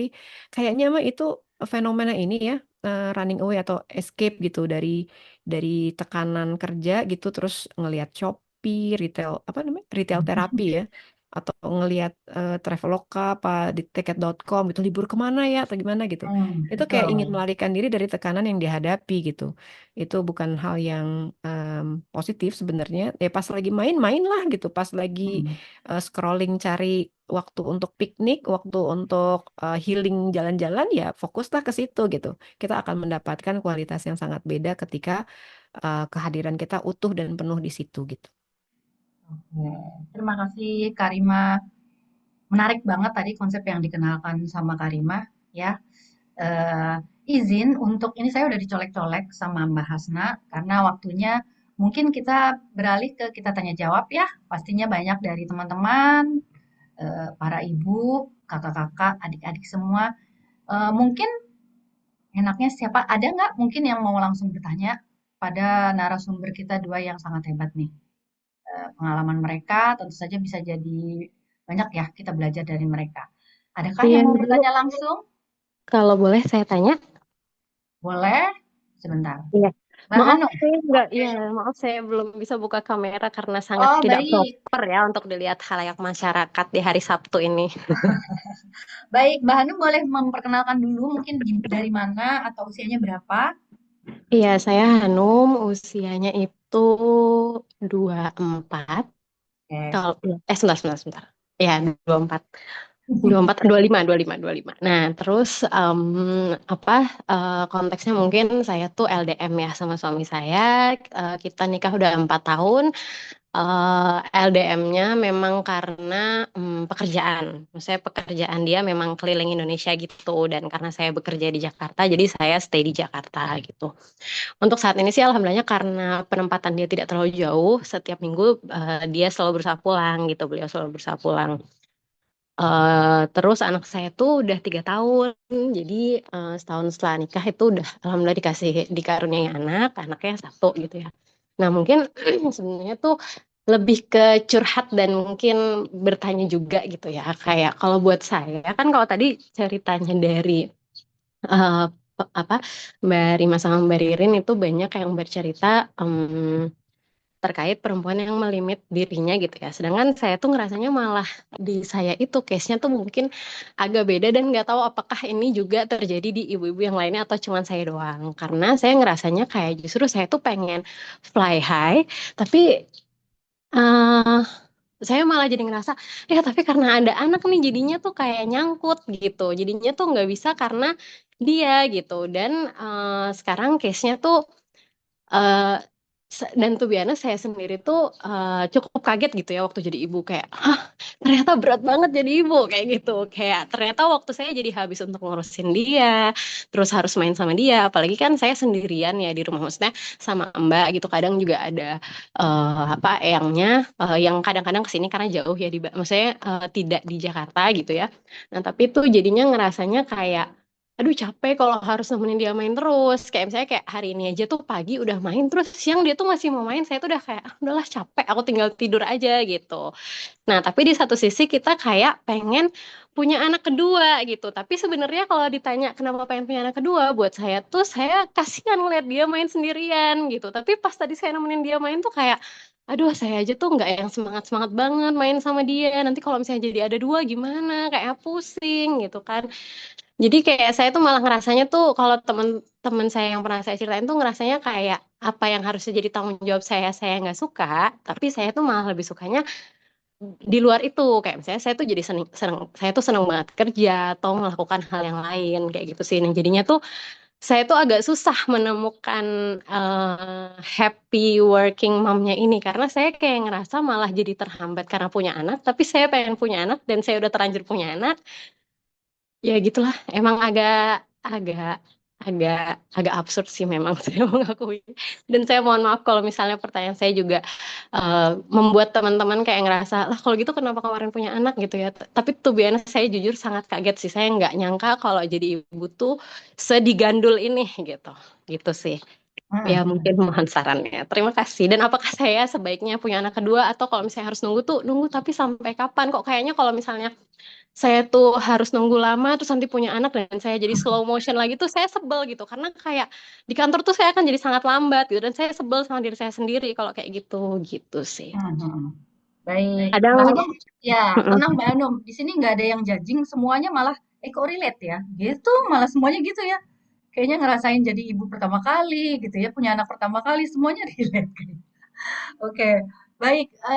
Monggo mungkin bisa ditanggapi bergantian begitu ya. Mungkin Mbak Ririn mau Mbak Ririn nge-freeze ya? Bener nggak? Kalau Mbak Ririn nge-freeze, kita mulai dengan Karima dulu. Boleh ditanggapi tadi curcol Mbak Hanum. Oke, ya makasih Mbak Hanum. Mbak Hanum nih kayaknya kalau dari usianya berarti umur 21 tahun sudah menikah ya, kalau dihitung mundur dari kondisinya. Eh, coba saya hitung lagi ya Bu, kok saya takut saya salah ngitung umur saya ya sebentar. Dikurangi. Oh, saya sekarang 29, Masya Allah jauh ya salahnya. Oke. Merasa muda berarti Mbak Hanum. Enggak, makanya saya kayaknya nggak nikah umur 21 gitu. Oh ya, salah-salah. Wah, setelah Iya. nikah usianya berhenti ternyata. Silakan Mbak Rima. Ya, Mbak Hanum, sepertinya ini mohon masukan juga dari kakak-kakak psikolog lainnya. Barangkali ingat, sepertinya ada tugas perkembangan gitu ya pada usia sekian, yang salah satunya itu bukan hanya melahirkan dan memiliki anak, tapi juga berkarya untuk society gitu. Jadi seperti kebermaknaan untuk bisa muncul dan mengabdi pada sesuatu tuh adalah memang menjadi salah satu dari tugas perkembangan kita sebagai manusia. Jadi no worries kenapa itu muncul kayak pengen kerja, pengen melakukan hal yang lain gitu. Itu juga hal yang lazim ada dalam dalam diri manusia gitu. Jadi nggak apa-apa banget ada pikiran semacam itu. Namun mungkin kalau saya ngelihat tadi kayaknya Kak Hanum malah pengen punya anak kedua gitu ya. Kalau tadi kita konteksnya itu berbicara tentang why, memiliki why yang kuat, yang strong, yang membahana, yang dahsyat gitu. Saya mau sedikit mengingatkan ini bahwa kehadiran si 3 tahun ini dan mungkin yang adiknya nanti Kak Hanum sedang bayangkan gitu, perlu diingat mereka-mereka itu adalah yang mungkin ada karir terbaiknya Kak Hanum gitu yang juga perlu dibangun, bahwa mereka bisa jadi adalah calon presiden, mereka bisa jadi adalah seorang calon penemu kelas dunia, mereka bisa jadi adalah the best atlet yang pernah ada di dunia ini gitu. Jadi kalau mau dipikirkan apa yang bisa kita miliki dari mereka tuh justru pada saat golden moment ini, saat 5 tahun pertama ini yang rasanya memang membosankan sekali Kak Hanum. Tapi kalau saya ingat-ingat gitu ya, bener-bener anak saya tuh sekarang udah em, udah lulus S1, yang satu lagi udah masuk kuliah. Kayaknya pengen dibikin bayi lagi gitu. Rasanya lebih mudah untuk dididik daripada ketika mereka sudah di luar tubuh kita gitu, di luar diri kita maksudnya. Kalau misalnya Kak Anum bisa juga melibatkan rencana hidup mereka ya, kayak bikin life plan, kita kira pada usia mereka mereka seperti apa, Kak Hanumnya lagi ngapain, dan apa visi Kak Hanum gitu. Apa yang saat ini perlu ada baik secara sosial, secara finansial, kemudian juga karyanya yang pengen dimiliki apa keterampilan, kemampuan yang ingin Kak Hanum miliki agar mereka bisa menjadi seseorang yang terbaik sebagai sosok yang memang diizinkan untuk lahir di antara Kak Hanum dan suaminya Kak Hanum. Sehingga visinya tuh perlu, kalau layaknya perusahaan itu biasanya visinya 20 tahun, 50 tahun ke depan, maka visi Kak Hanum tuh nggak main-main loh. Visi Kak Hanum terhadap anak-anak nanti tuh sampai akhirat akan terus dipertanyakan. Apa iya Kak Hanum sudah memikirkan visi akhirat Kak Hanum untuk memiliki anak yang terjaga dan menjalankan misi hidupnya sebagai hamba Allah yang terbaik dengan versi yang dibekali oleh dia, itu juga sudah dipikirkan. Jadi barangkali kalau memikirkan kurikulum hidupnya mereka, itu akan jauh lebih menarik bagi Kak Hanum untuk dijadikan sebuah daya dorong gitu ya. Adapun nanti kalau misalnya ada kegiatan atau karir yang akan Kak Hanum pilih setelah cukup keputusannya untuk berkarya dalam bidang apa, sesuatu yang akan selaras dengan hal itu. Jadi saran saya digali dulu from your inner self, apa yang paling penting bagi diri Kak Hanum, bagi diri suami Kak Hanum itu apa.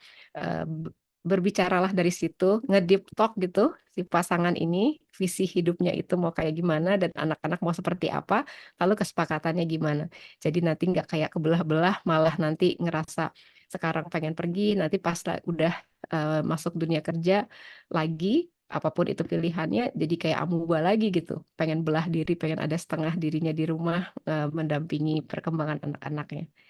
Itu mungkin agak sotoynya saya. Gitu Kak Hanum. Kan Masya Karirin. Allah. Ya, terima kasih Karima jawabannya. Sekarang mungkin Kak Ririn, boleh? Ya, mangga. Oke, tadi ya Mbak Hanum. Sebenarnya waktu saya anak pertama itu juga sama ya, kayak kalang kabut gitu kan ya sebenarnya. Cuman tadi ya benar kata Ibu Rima bahwa memang deep talk, jadi harus banyak sering ngobrol gitu.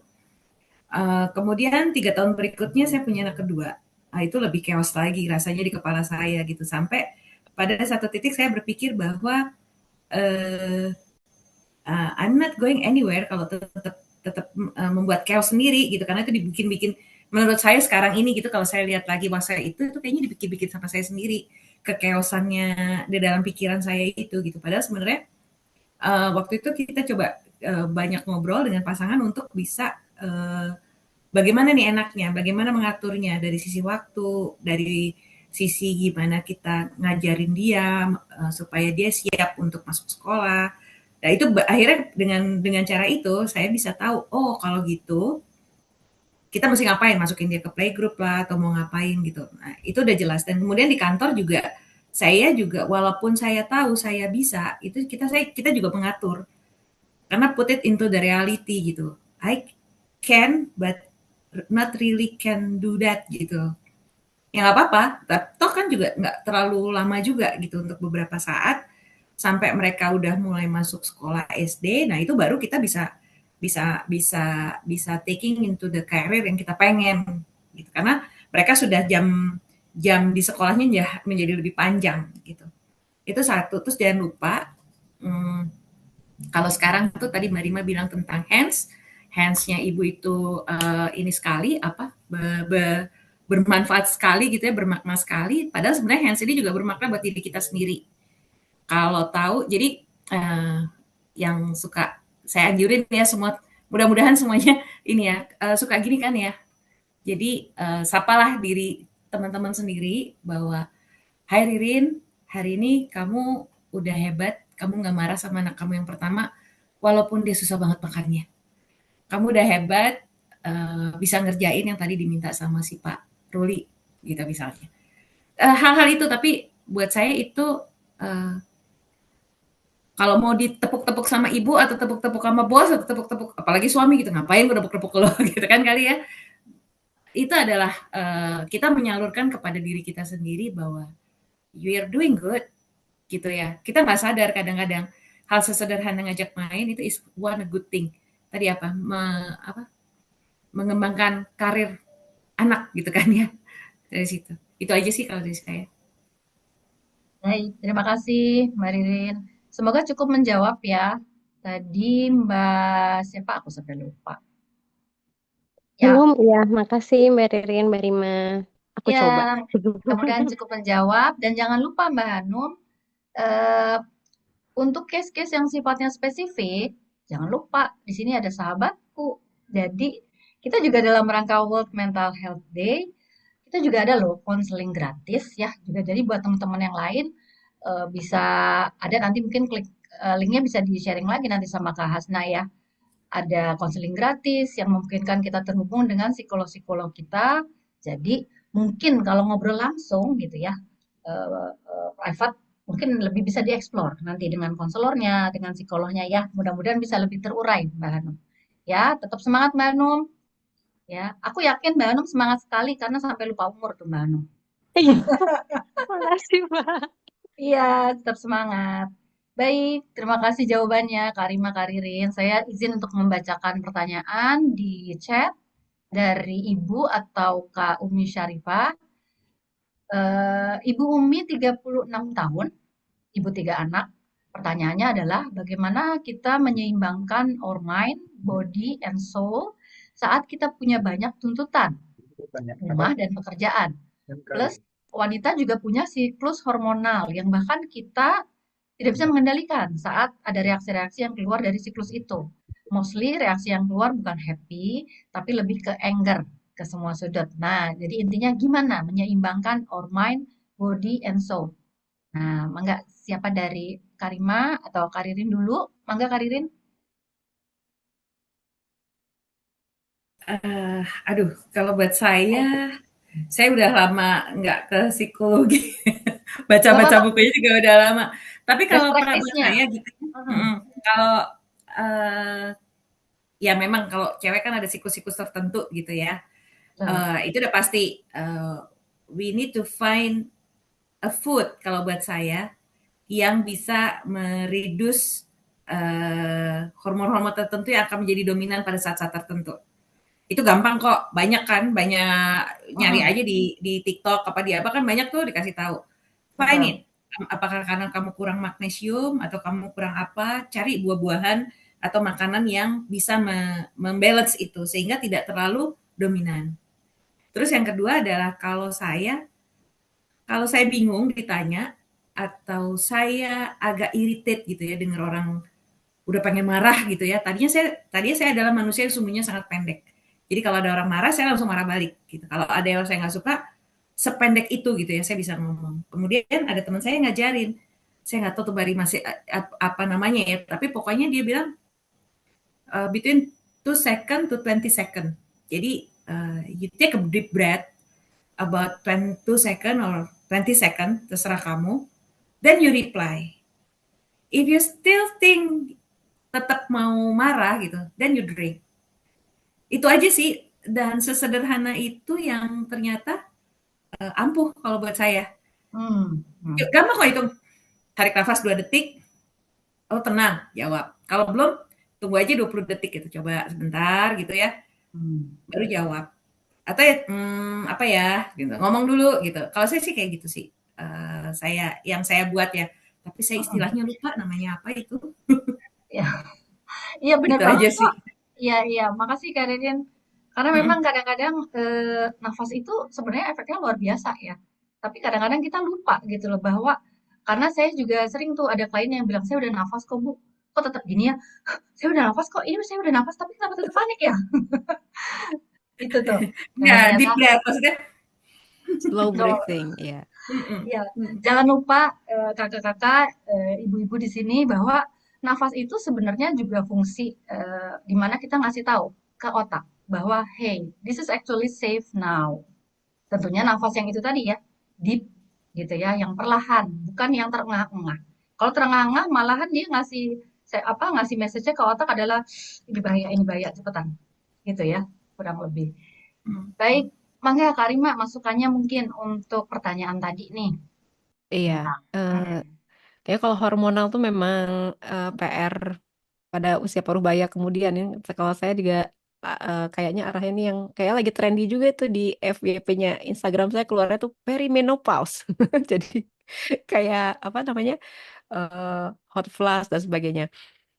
Tak terhindarkan memang, tapi kembali lagi kalau memang itu tentang tubuh, maka tubuh mungkin yang perlu diperlakukan lebih baik seperti tadi kalau kata Kak Ades dan Kak Ririn, slow breathing itu works banget untuk menyelaraskan denyut otak kita dengan denyut jantung, gelombang otak dan jantung. Jadi kalau kita melakukan slow breathing, mungkin perlu diajarin banget gitu ya, slow apa gitu, berapa hitungan tarik nafasnya, berapa hitungan ditahan, berapa hitungan dilepaskan kembali.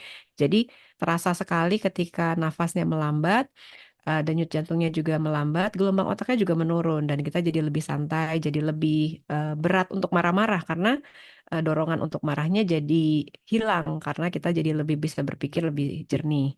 Terus kalau saya ngelihatnya juga kualitas tidur tuh nggak ada gantinya. Ibu-ibu, kakak-kakak, kualitas tidur tuh bener-bener membuat kita tuh di pagi hari bangunnya buka mata dengan segar gitu. Jadi a fresh morning itu startnya bukan di pagi hari, tapi sebelum kita tidur. Jadi memang skincare itu penting, kakak-kakak, ibu-ibu, adik-adik semuanya. Tapi yang jauh lebih penting itu adalah soul care-nya sebelum tidur gitu. Jadi tidurlah dalam kondisi kita shutting down, otaknya udah beneran siap untuk tidur. Satu yang saya paling inget tuh adalah pertama, walaupun cuma di mulut doang gitu ya, ya Allah saya maafin nih semua orang, nggak ada utang sama apapun, pokoknya saya maafin, itu akan bikin tidur lebih lelap. Kemudian juga kalau lebih baik lagi adalah ngitung 3 hal yang sudah terjadi yang baik. Itu benar-benar kalau kayak komputer tuh shutting down full, akan membuat otak tidak berkelana kemana-mana. Jadi kalau nggak bisa tidur jangan pakai scrolling Shopee atau apapun. Itu hanya akan memperpanjang ketegangan buat otak kita. Nanti bangunnya tuh lebih lebih fresh gitu. Jadi jaga tidurnya, kualitasnya seperti apa, biasanya akan lebih mudah di kemudian hari. Kalau makanan tadi Kak Ririn sudah sampaikan memang harus dicari yang memudahkan apa. Terus jangan males gerak olahraga. semales-malesnya itu keliling komplek, pokoknya dapetin 8.000 langkah itu udah keren banget. Itu Bu, jadi kalau mau ngomel-ngomel keliling-keliling aja, nanti badannya jadi lebih Hmm. segar, terus jadi lebih enak tidurnya di malam hari. Oke. Jadi masukan-masukan dari Karirin, Karima ini sebenarnya kalau bisa dilakukan dulu supaya itu nggak terjadi, gitu ya. Sebenarnya Ya, kayak gitu ya. Maksudnya bisa bisa disiapin dulu gitu ya, supaya kita punya lifestyle yang sehat juga gitu ya, supaya si hormon-hormon ini bisa sedikit dikendalikan begitu ya. Kurang lebih begitu. Baik, terima kasih Karima, Karirin jawabannya. Baik, saya coba cek. Hmm, oh, oke, ada pertanyaan dari Elsa. Pak Elsa, eh, izin bertanya, bagaimana mengatasi rasa bersalah? Nah, ini dari tadi emang ibu-ibu ini rasa bersalahnya banyak ya, cukup intens ya. Guilty feeling kita kalau ninggalin ini, ninggalin itu, kalau ini nggak beres, itu nggak beres gitu ya. Cukup dominan nih. Mengatasi rasa bersalah saat harus meninggalkan anak saat bekerja. Dan memberikan pemahaman yang tepat kepada anak atas situasi tersebut. Wah, ini konkret banget nih. Ninggalin anak. Sikonnya adalah saya single parent usia 35, anak satu dan usia 8 tahun anaknya. Oke, nanti Mbak Elsa kalau mau menambahkan tentang apapun informasinya boleh ya. Enggak, siapa ini yang silahkan mau jawab duluan? Karirin, Karima, enggak. Uh, kalau saya gimana ya, meninggalkan rasa bersalah. Rasa bersalah itu kan dibuat sama kita sendiri ya, sebenarnya gitu ya. Nggak sengaja kita meng-create itu sehingga kita merasa merasa bersalah gitu. Itu tidak tidak tidak bisa dihilangkan kecuali kita memang menghilangkannya gitu.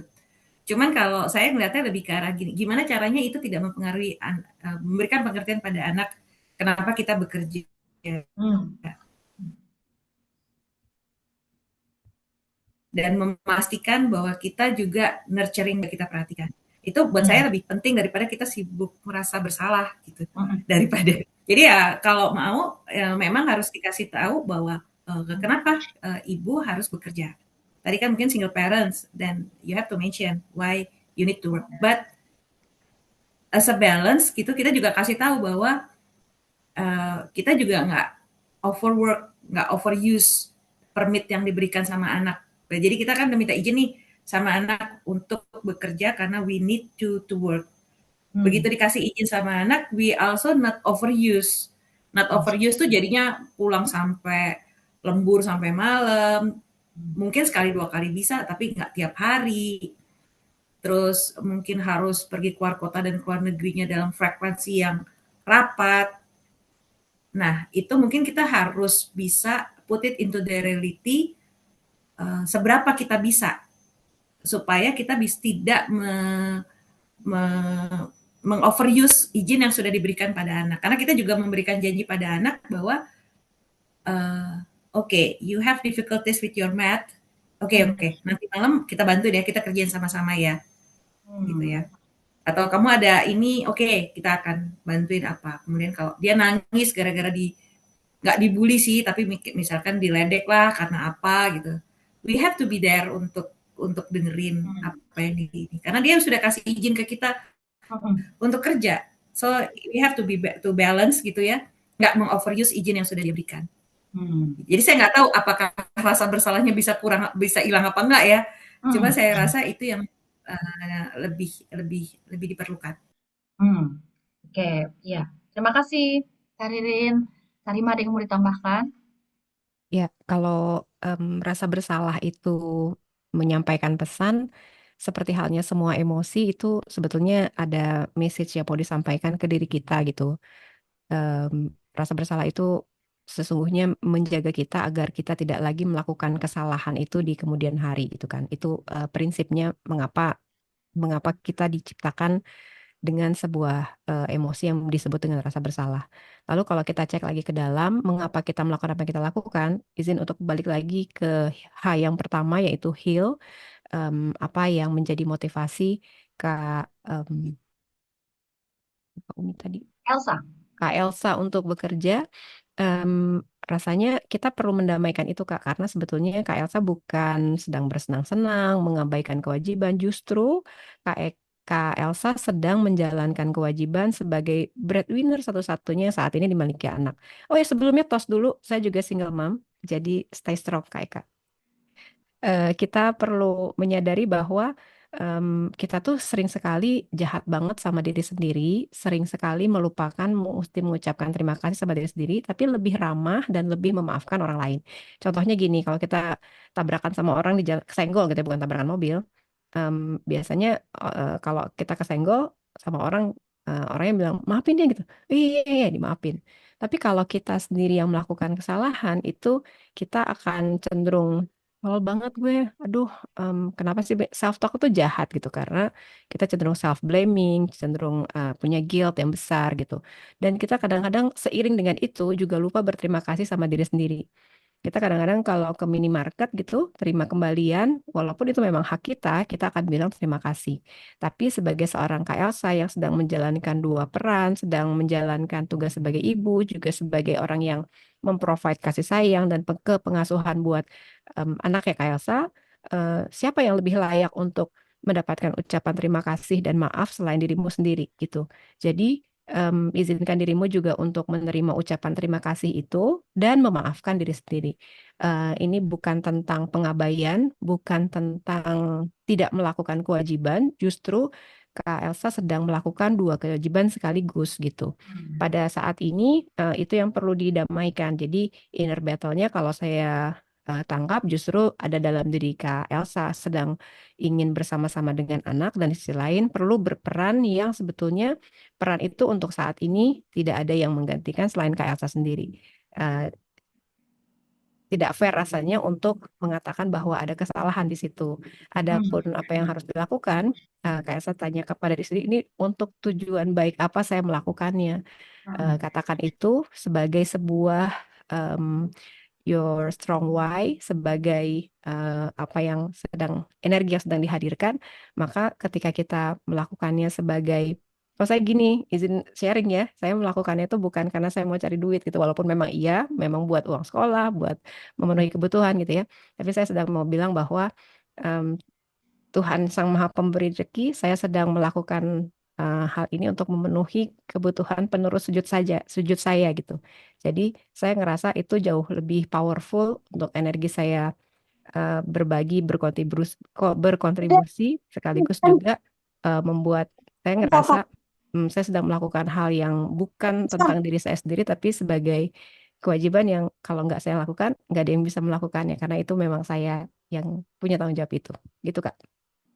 Baik, terima kasih Karima dan Karirin nih jawabannya luar biasa. Kalau tadi kayaknya pas nanya saya kepikirannya bahwa yang kita bahas adalah cabang-cabang pohon gitu ya ujung-ujungnya ini malah ditarik ke akar lagi gitu ya.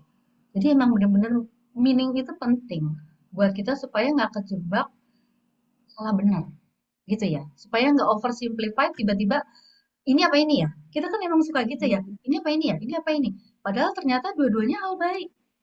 Dua-duanya adalah hal baik dan itu tidak harus dipertentangkan gitu mungkin ya. Jadi kita cari kebaikan di antara keduanya sehingga si anak pun selalu bisa melihat bahwa nggak ada yang buruk. Dua-duanya mama juga pergi cari nafkah untuk anaknya juga bla bla bla bla, dan lain sebagainya. Jadi semua kayak lebih adem mungkin ya. Ini Ya, luar biasa jawabannya dari Karirin dan Karima. Inspiratif banget. Terima kasih. Mudah-mudahan jawab ya Kak Elsa ya. Baik. Ya, ini pertanyaannya semakin banyak dan semakin oke.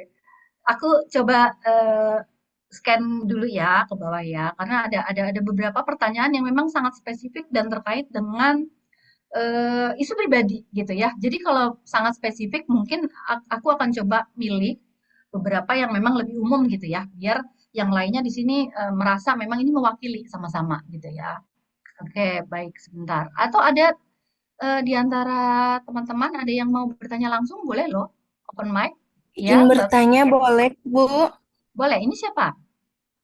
Mbak Isma. Saya Oh, mohon ini yang kameranya tidak bisa nyalakan Oh, karena oke. suaranya kecil, jadi saya harus mendekat ke laptop. Jadi kalau misalkan kameranya dihidupkan, kepala saya terlalu besar. Mohon maaf. Ini siapa Mbak Isma? Silahkan Iya, memperkenalkan diri dulu. Enggak. perkenalkan saya Isma. Saya berusia 36 tahun dan saya tinggal di daerah banget. Jadi kalau di daerah itu nggak ada ibu-ibu yang bekerja di perusahaan internasional, misalkan seperti itu, eh, nggak ada sama sekali. Saya bekerja sebagai perawat. Dulu itu eh, saya membatasi, saya harus bekerja sampai usia 40 tahun gitu. Jadi setelah 40 tahun, saya hanya ingin di rumah mendoakan anak-anak dan suami saya. Rencananya seperti itu.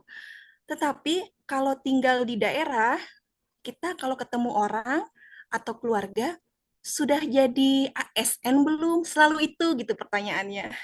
Jadi tingkat eh, kesuksesan di daerah itu yaitu gitu. ASN belum. Nah, kemudian saya kan tidak memilih untuk mendaftar gitu karena kan saya berencana untuk mengabdi untuk keluarga saya, dan saya ingin beribadah lebih eh, intim gitu ya dengan eh, sesama gitu. Saya ingin lebih banyak waktu di usia 40. Kemudian tetapi teman-teman saya kok mereka bisa ya, sahabat-sahabat saya itu menjadi ASN gitu. Apa saya daftar aja gitu ya. Akhirnya saya memutuskan untuk daftar dan sekali daftar tuh ya alhamdulillah akhirnya lulus gitu. Tetapi dilemanya eh, anak-anak waktu itu masih terhandle karena ada ART. Sekarang saya tidak mempunyai ART dengan dua anak laki-laki yang aktif dan mereka bersekolah dengan PR-nya yang luar biasa banyak. eh, jadi saya kayak terbagi gitu. Waktu kerja yang luar biasa, dinas malam, dinas sampai misalkan pulang pagi lagi. Dengan anak-anaknya ini PR bagaimana? Kalau dulu kan anak-anak masih kecil, kita masih sering ketemu, ayo hafalannya sampai mana, ngajinya sampai mana, kita masih ketemu.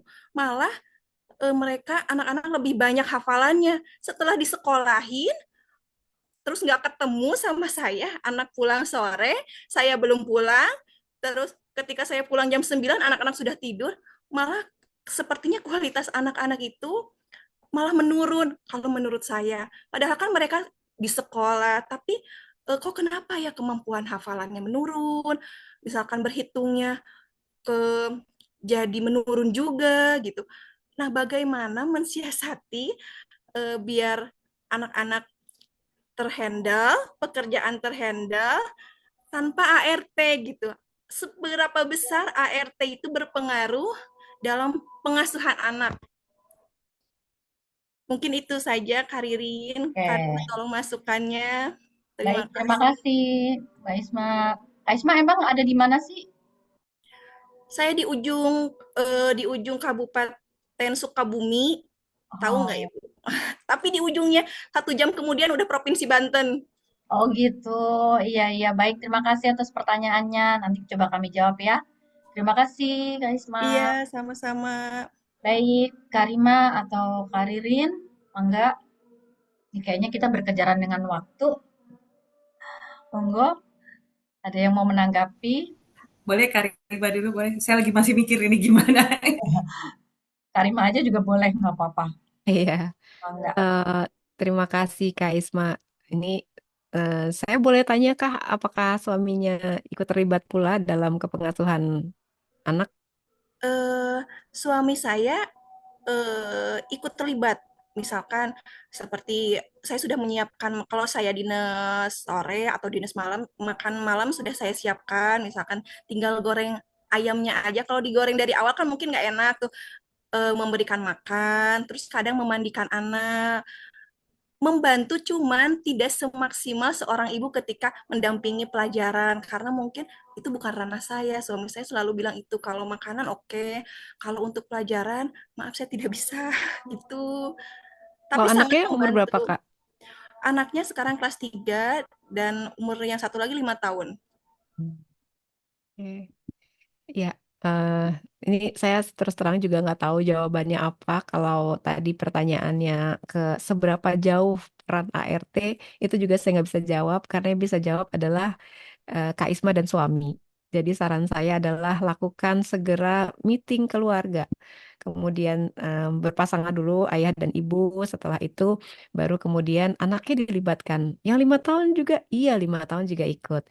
Jadi mengetahui jadwal masing-masing, mengetahui apa yang sudah bisa dilakukan, apa yang bisa awasi, apa yang bisa dilakukan ayah, itu semuanya perlu dibicarakan. Itu pengaturannya gimana? Mirip seperti bagaimana Kaisma bekerja, maka di situ juga ada planning, ada visi misi, ada yang penting dalam kehidupan Kaisma itu seperti apa, dalam perkawinan itu prinsip-prinsipnya gimana, apa yang harus ada, apa yang nggak boleh ada, apa yang masih bisa ditolerir, apa yang bisa di-outsource-kan, kalau misalnya memang ada outsource itu maksudnya ya memang peran ART gitu ya, atau mungkin bukan ART tapi keluarga besar seperti paman atau sepupu atau siapapun yang bisa menjadi sumber daya juga bagi pengasuhan itu gitu. Jadi ini sangat tergantung pada aktor-aktor pemeran utamanya dalam pernikahan dan rumah tangga itu. Yang bisa jawab terus terang memang hanya Kak Isma dan suami sendiri. Belajar dari bagaimana keputusan Kak Isma untuk akhirnya menjadi ASN, ada konsekuensi yang mungkin jadi ditanggung karena yang memicu pengambilan keputusan itu adalah orang luar gitu ya. Dan akibatnya Kak Isma mungkin tidak terlalu happy menjalani apa yang menjadi konsekuensi dari pilihan ini. Maka eh, untuk kehidupan yang sangat panjang ini sering-sering melakukan rapat keluarga, apa yang kita mau, kemudian apa yang sebetulnya perlu kita lakukan. Lakukan juga kalau misalnya ini udah direncanakan kok kayaknya nggak berhasil ya, ya lakukan lagi. Bukankah dalam meeting di kantor kita juga akan sering melakukan monitoring, kita melakukan evaluasi, kita melihat apa yang sudah baik kita lakukan, apa yang masih belum. Kemudian kita juga tadi kalau Kak Ririn bilangnya bersedia untuk reach out gitu ya, bersedia untuk asking for help, siapa di antara kita yang bisa mensupport apa yang bisa dilakukan gitu. Jadi benar-benar melihat ke dalam diri dan melihat sumber daya dalam diri kita dan sekitar kita itu seperti apa, karena semua pilihan pasti akan mengandung konsekuensinya gitu Kak, kalau dari Baik, saya. terima kasih Iya. Karima. Ini izin saya udah dicubit, dicolek, sama udah ditoyor juga kayaknya sama panitia karena udah mepet-mepet gitu ya waktunya. Jadi izin mungkin udah untuk menyudahi dulu ya tanya jawabnya karena memang mungkin ada beberapa banyak ini saya lihat di chat gitu ya. Eh, beberapa saya bayangin akan lebih seru sebenarnya kalau memang yang kita bahas ini kan sangat detail nih ya tentang masing-masing kayak apa, kondisi saya begini, anak saya begini, suami begini, saya long distance, dan very personal. Nah, ini yang saya bilang sebenarnya ini bisa nih ditangani dalam ruang-ruang konseling. Nah, makanya jangan lupa satu tadi teman-teman dalam rangkaian World Mental Health Day di sini kita ada layanan konseling gratis juga, silakan daftar atau buat yang belum gabung di sini ada apa Pak Khalid, nggak kelihatan. Download aplikasi Sahabatku ada di Play Store. Ya, di situ bisa konsul, chat gratis gitu ya. Lalu untuk konsul tatap muka juga bisa, ada semua. Ya, jadi izin saya untuk mungkin beberapa pertanyaan yang belum terjawab, mohon maaf ya, karena waktu kita sudah terbatas. Dan untuk menutup mungkin ya, tadi saya ngerasa udah cukup banyak dari kakak-kakak Karirin, Karima memberikan banyak, Karirin sharing tentang betapa berharganya dari jam terbang Karirin yang cukup banyak gitu ya, tentang bagaimana kita perlu untuk lihat diri kita sendiri, tahu membatasi diri, jangan lupa komunikasi gitu ya, tetap melihat di diri kita terbuka. Itu adalah hal-hal yang saya melihat tadi memang sangat penting. Sangat penting untuk diperhatikan biar gimana, lihat lagi ke diri kita sendiri. Lihat lagi ke diri kita sendiri. Bukan sekedar ngikutin, oh iya ini ya kayak gini, oh iya kayak gini, dan terus bingung gitu ya. Nah ini konkret banget sebenarnya saran-saran Karinen tadi. Lalu dari Karima tadi ada apa namanya, hahaha yang mudah-mudahan membuat kita senyum-senyum, ketawa di akhir ini kita bisa bawa take away-nya nih yang luar biasa dari Karirin dan Karima. Nah, mungkin untuk menutup dari Karirin, Karima, Mangga ada mungkin closing statement-nya. Katanya kalau webinar harus ada closing statement. Jadi saya ngikutin pakem. Begitu. Mangga, Karirin dulu mungkin closing statement-nya gimana? Karirin, silahkan. Jadi kembali ke The Secrets of Happy Working Mom. Tadi kita udah panjang lebar cerita kan, harus komunikasi, harus tahu tentang diri sendiri, tapi yang paling penting juga kita sadar tentang diri sendiri dan kita sayang sama diri kita sendiri juga. Itu yang paling penting, karena kalau kita nggak sayang sama diri kita sendiri, itu susah kita untuk bisa mengatur kepercayaan diri kita, susah mengatur tadi emosi kita, dan bagaimana kita berkomunikasi dengan orang lain. Jadi yang pertama banget juga, jangan lupa buat kakak-kakak semua di sini, love yourself, ya jangan lupa itu tiap hari. Dan tadi saya suka banget juga dari Bu Rima adalah sebelum tidur kita harus memaafkan, ya itu juga saya rasa itu powerful banget juga. Itu aja dari saya. Saya happy to meet you all. Terima kasih Karirin, luar biasa. Ya, Mangga, Karima. Ya, saya juga suka banget sama judul dari talk show ini ya, Secrets of Happy Working Moms. Sebanyak apapun yang kita mungkin baca di luar sana tentang tips, triks, teknik untuk menjadi happy working moms, tetap saja jawaban terbaiknya adalah rahasia. Rahasianya memang karena itu adalah antara diri kita dan keputusan-keputusan kita, antara kita dan Sang Pencipta tentang mengapa kita melakukan apa yang kita lakukan. Ketika itu sudah kita temukan, maka semuanya akan baik-baik saja. Kita pasti akan bisa happy menjalani yang sudah ditetapkan untuk kita. Terima kasih juga atas semua sharingnya. Terima kasih Karima. Ya, terima kasih atas closing statement-nya. Ya, jadi memang semua ini mungkin memang bukan seperti kita ngelihat film happy ending udah selesai gitu ya. Memang semua ini proses. Ya Karima ya, kalau Karima bilang tadi ya ini emang kita secret, biarkanlah itu berjalan, kita mengikuti prosesnya apa adanya, begitu ya. Mudah-mudahan masukan, sharing, ilmu dan pengalaman dari pembicara-pembicara kita yang hari ini luar biasa bisa jadi menambah kekuatan diri kita, ya. Para ibu, para perempuan bekerja, mudah-mudahan ada manfaatnya, ya. Terima kasih semua atas kehadirannya.